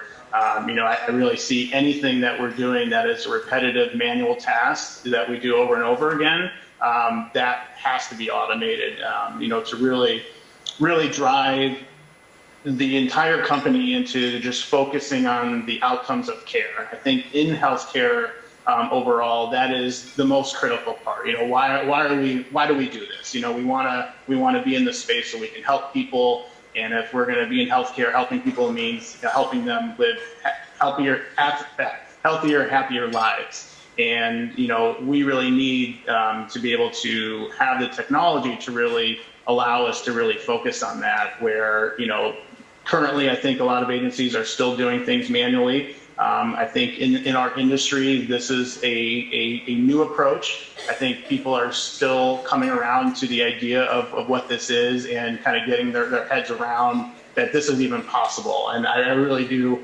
think, in prior years, leading up, to these moments, I think none of us really understood how automation and the technology could come into our space and really help us deliver a higher level of care. And so really excited to be working with AutomationEdge, and we've got a couple really big projects that we're working on now, and this is just a couple. I could go for hours about all the other ideas and projects that we have on the overall roadmap. And one of the exciting things about COVID was there's been a lot of federal funding that is flowing into the states, and we're being really challenged, at the state level to use these funds to innovate and to find a way to take the industry to that next level. So as we come out of COVID and we come out of this funding, we all have to be stronger and nimble to be able to react to where the new environment is and where the future is actually going. And so I've got two of our big projects that we're working on here that I'll kind of talk through, but this is just two of a very long list of ideas of what we know is possible now that we've seen some of these things in action daily. So some of the big projects that we're working on right now is to automate the EVV, or the electronic visit verification process. The curing of the shifts when something is wrong is a very manual, intensive process that has a lot of risk. And the whole purpose behind EVV is the federal government and the states want to weed out fraud. And unfortunately, that is an issue in our industry where people say that they provide care when they're not actually providing care, and that can cost the system a lot of money and time and really have terrible outcomes for the clients who aren't receiving the care that they really need. And so the EVV process is to help put some controls in place to make sure that the state and everyone knows that the work that is getting billed is actually getting completed. And the other big project that we're working on is really trying to find that way to recognize our employees for all the great work that they're doing in that home space. And like I was saying in the other session, there's millions of data points that are in our systems that really highlight the value of what our employees are doing, and the outcomes that they're actually driving. But until we hear from a client, Sally just did a great job today. She got me out of bed and she was very proactive and she cleaned things without me asking. Unless we get that kind of feedback, we cannot see what they're really doing in that home space. And if we don't hear anything, we usually take that as a positive sign that they're being cared for properly.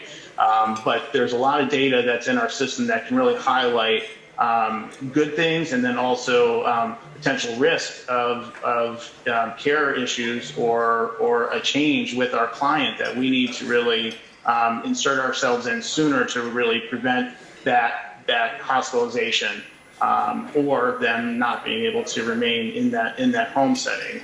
And so we're really trying to essentially gamify the industry for our employees so that they are really seen. And I think that's one of the biggest aspects is the employees now, they need to be seen, they expect to be seen, and agencies that aren't keeping up with that trend and aren't kind of finding those data points, the retention is just not going to be there. And that's the biggest challenge that we're having in our industry right now. We have a workforce shortage, and it's really driven by two major components. One, just the lack of people willing to do this work because the reimbursement rates and the pay rates are not keeping up with where the inflation is.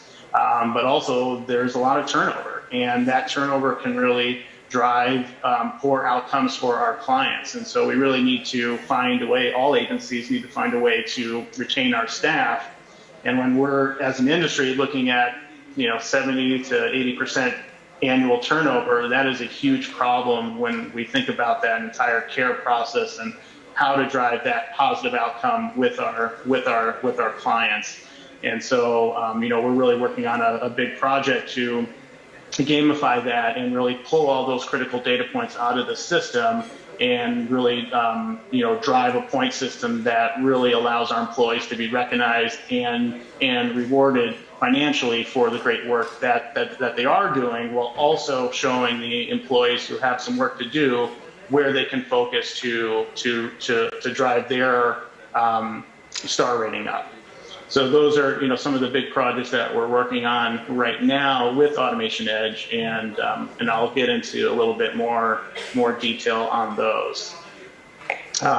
So the bigger project that we've just launched here is the electronic visit, and we're using these bot flows to find the issues in our system. And I think that's one of the bigger problems we have is when you're dealing with 800 clients, we're also finding that all the EMR softwares out there have not adjusted to the new environment. So they've all gotten to the point where they can transmit EVV information, but they haven't figured out yet how to fix the curing process and to make that easier. And we spent a lot of time researching if anything like this was already out there, and just found that there's just nothing. No one's even thinking about it in this way. And when we presented this overall idea to our state partner here to get approval, they were blown away. They were really excited to see that this is the kind of innovation that they were hoping to see. And from my standpoint, to see the state support this was really great to see that we're all kind of in that same mindset and really want to see this kind of technology come into our space, and that they're going to accept it and not push us into continuing to do things in a very manual way. And so right now, every day, our bots are combing through our EMR software and not through the back end through an API, which can be really costly. And a lot of the APIs are very stringent, where we can't even get all of the data or update certain things that we need to update. So the fact that we can have these systems working on the front end of the system is really amazing, and that really allows it to work with any system out there, and that has huge value. So every day our bots are combing our system, finding all of the missing data points for did the caregiver not clock in? Did they not clock out? Have they not charted on the tasks that they were supposed to do? Did they not get the verification from the client that what they said they did is what they actually did? And there's lots of data points in there that are showing things that have to be cured. So the system is combing through, grabbing all these data points, and then automatically, based on tags that we have in our system, which identify this caregiver or this employee needs to be contacted by text, this person prefers phone, this person speaks Arabic and doesn't speak English. So we have to identify in our system, what is the best, what is the preferred method of communication in any language that they need.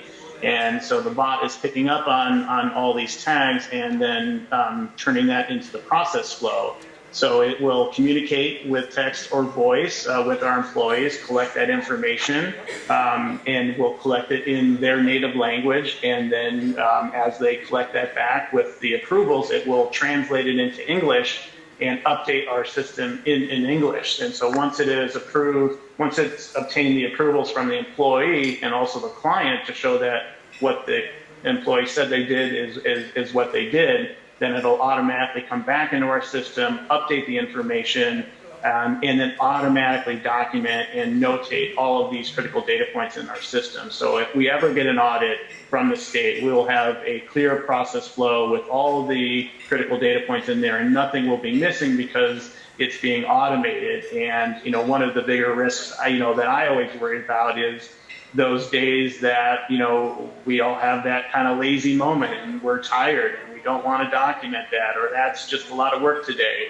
And I think when you're dealing with humans, we're dealing with emotion and where people are on that day, and maybe they're burnt out or maybe they're feeling sick.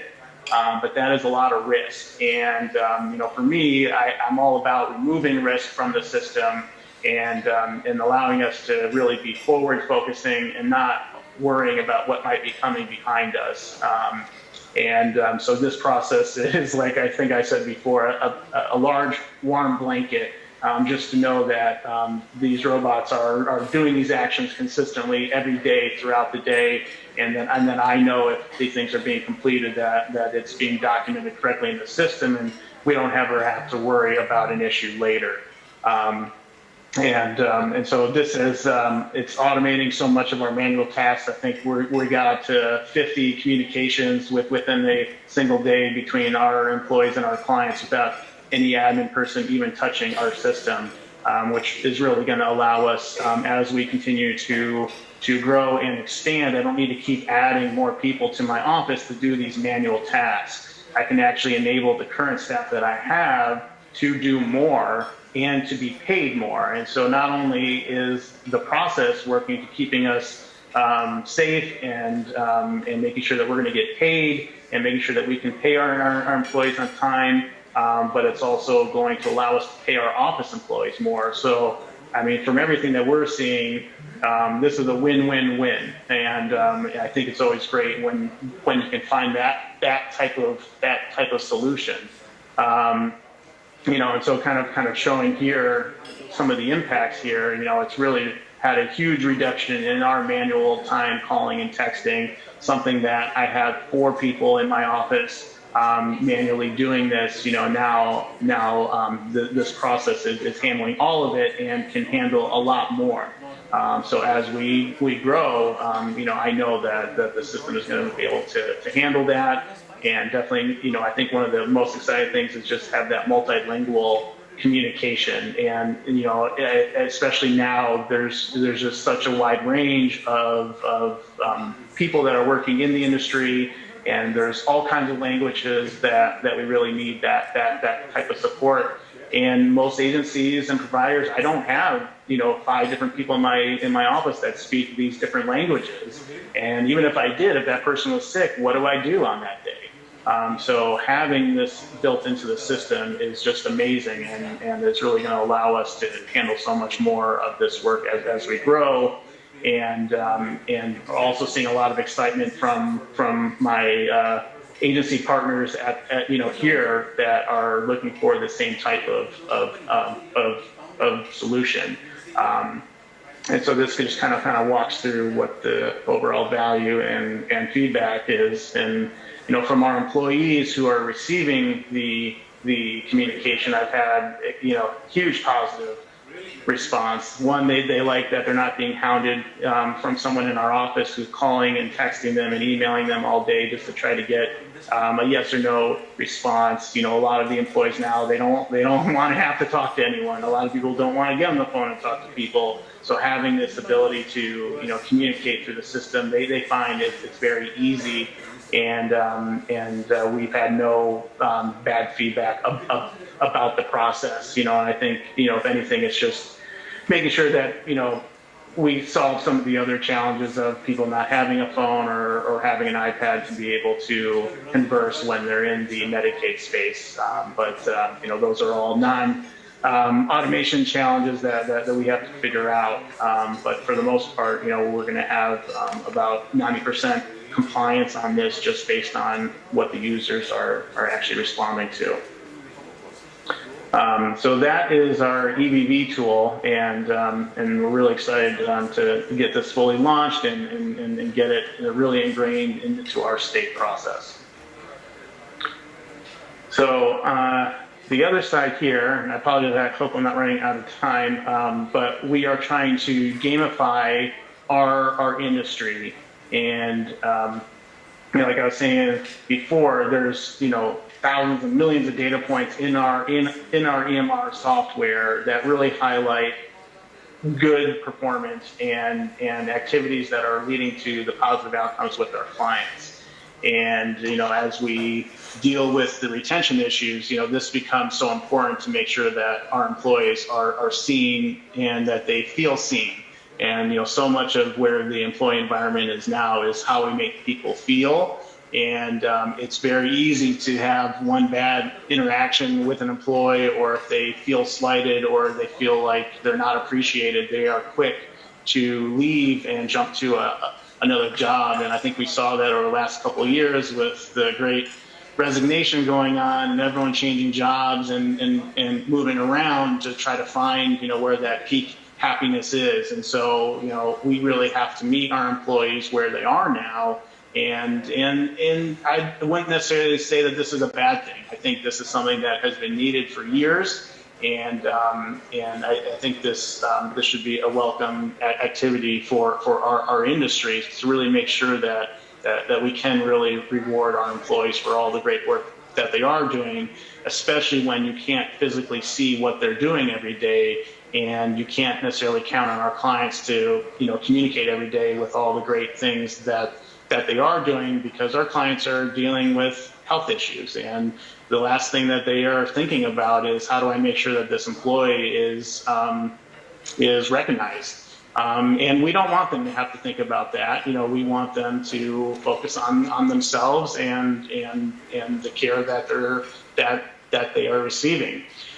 So for me, it was really important that I found a way to be able to see our employees when I can't see what they're doing. So we are building this system out right now, which will essentially give points to our employees for everything that they're doing well and the things that we want to reinforce, that what gets rewarded gets repeated.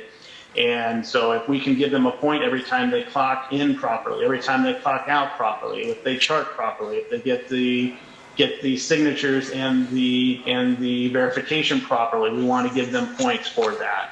And those are just like those basic, this is what it means to be a good employee, but we need to recognize that and then really kind of drive them to that next level of, getting points for that mastery type of activity, of someone that really illustrates that amazing care worker, and really trying to, drive them to those actions and make sure that we're highlighting and recognizing them through these point systems.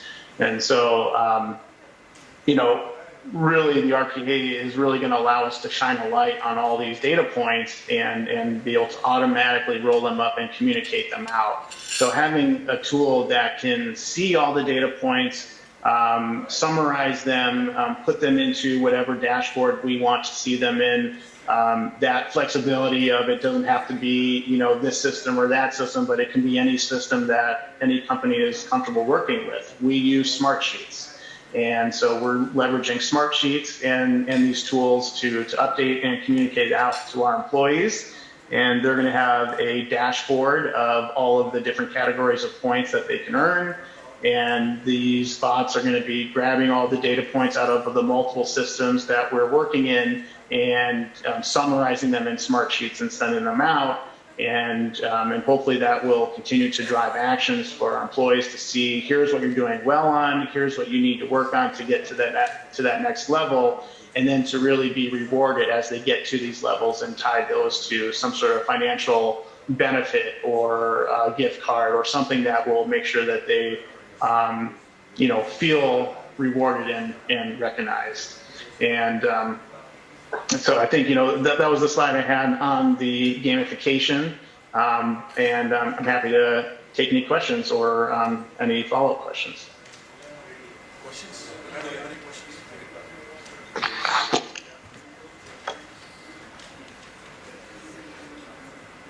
Thanks a lot, Aaron. We have a few questions here from the audience. So let me turn on to a few of the people here. Go ahead. Yeah, Fernando, you can come and take the audience. Can you pass on the mic? If the mic is still there?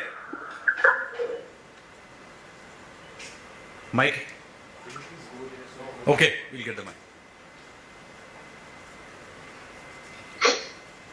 Hello, Aaron. How you doing?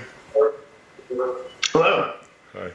My question is, I understood that the first process you automated is some sort of a staff allocation and a staff management, right? For you to see how to manage if someone is not able to reach a specific house. And I wonder, you mentioned there you had 10 people that were doing that prior to the automation, right? If I saw correctly. Yeah, we have 10 people overall that are involved in that process. We've got office workers who are calling in employees to verify the information. We have field workers who are going in to verify with the client and check on things.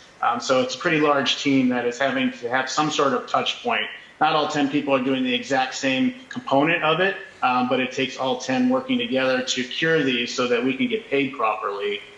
So to see that we can automate a lot of this and free some of them up, because a lot of them they wear multiple hats. And so if I can take one of that hat away and allow them to focus on the care, and again, this is all about allowing all my staff to focus on the care process and the outcome of the care. And that is what is going to drive huge value for agencies like us, because the future of healthcare is all going to be value-based. And that's where it should be. We should get paid and we should share in the savings for the level of care that we're actually able to really provide. And so if we allow our team and our staff to be, 90 to 100% focused on just that care process and the outcome, the savings and the impact to the community is just going to be huge. I mean, it's really going to be hard to quantify. And how do you get those data points? I mean, you mentioned if they are punching the clock when they are coming in and out, probably that comes from a system. But do you have like some sort of a chatbot or some sort of form? How do you gather all those data points you mentioned? How are those, partially of those, are extract from the operation, the physical operation itself? So for the EVV part, if that's what you're talking about, so I mean the bots are combing through our EMR software and they're looking at they're going to the front end, they're opening up every shift that our employees are working, and we have thousands of shifts that are going on daily, and so it's able to open up the shift and see are all the data components in it. It's checking if there's a clock in. And is there a clock out? Is there charting? Is there a signature? And it's then notating anything that is missing and then knowing what it has to communicate out. And then for us, it was just finding a way to create the most efficient communication method. So for text, you really want to limit how many back and forth communications have to happen. So, I guess phrasing the questions in a certain way, like, here's a list of the tasks, tell us what you didn't do, versus, answer 10 questions about every task. So we really had to kind of look at it and be creative with how we present the information to really maximize the efficiency and limit the number of back and forth questions. Thank you. Thank you.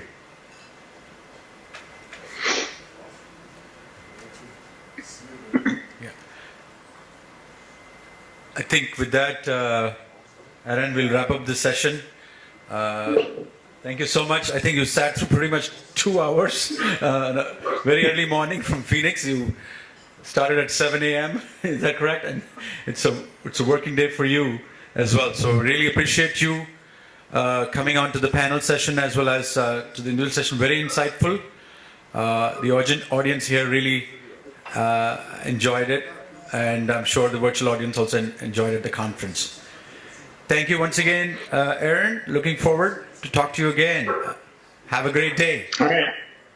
Thank you, everyone. Thank you. Bye-bye. Right.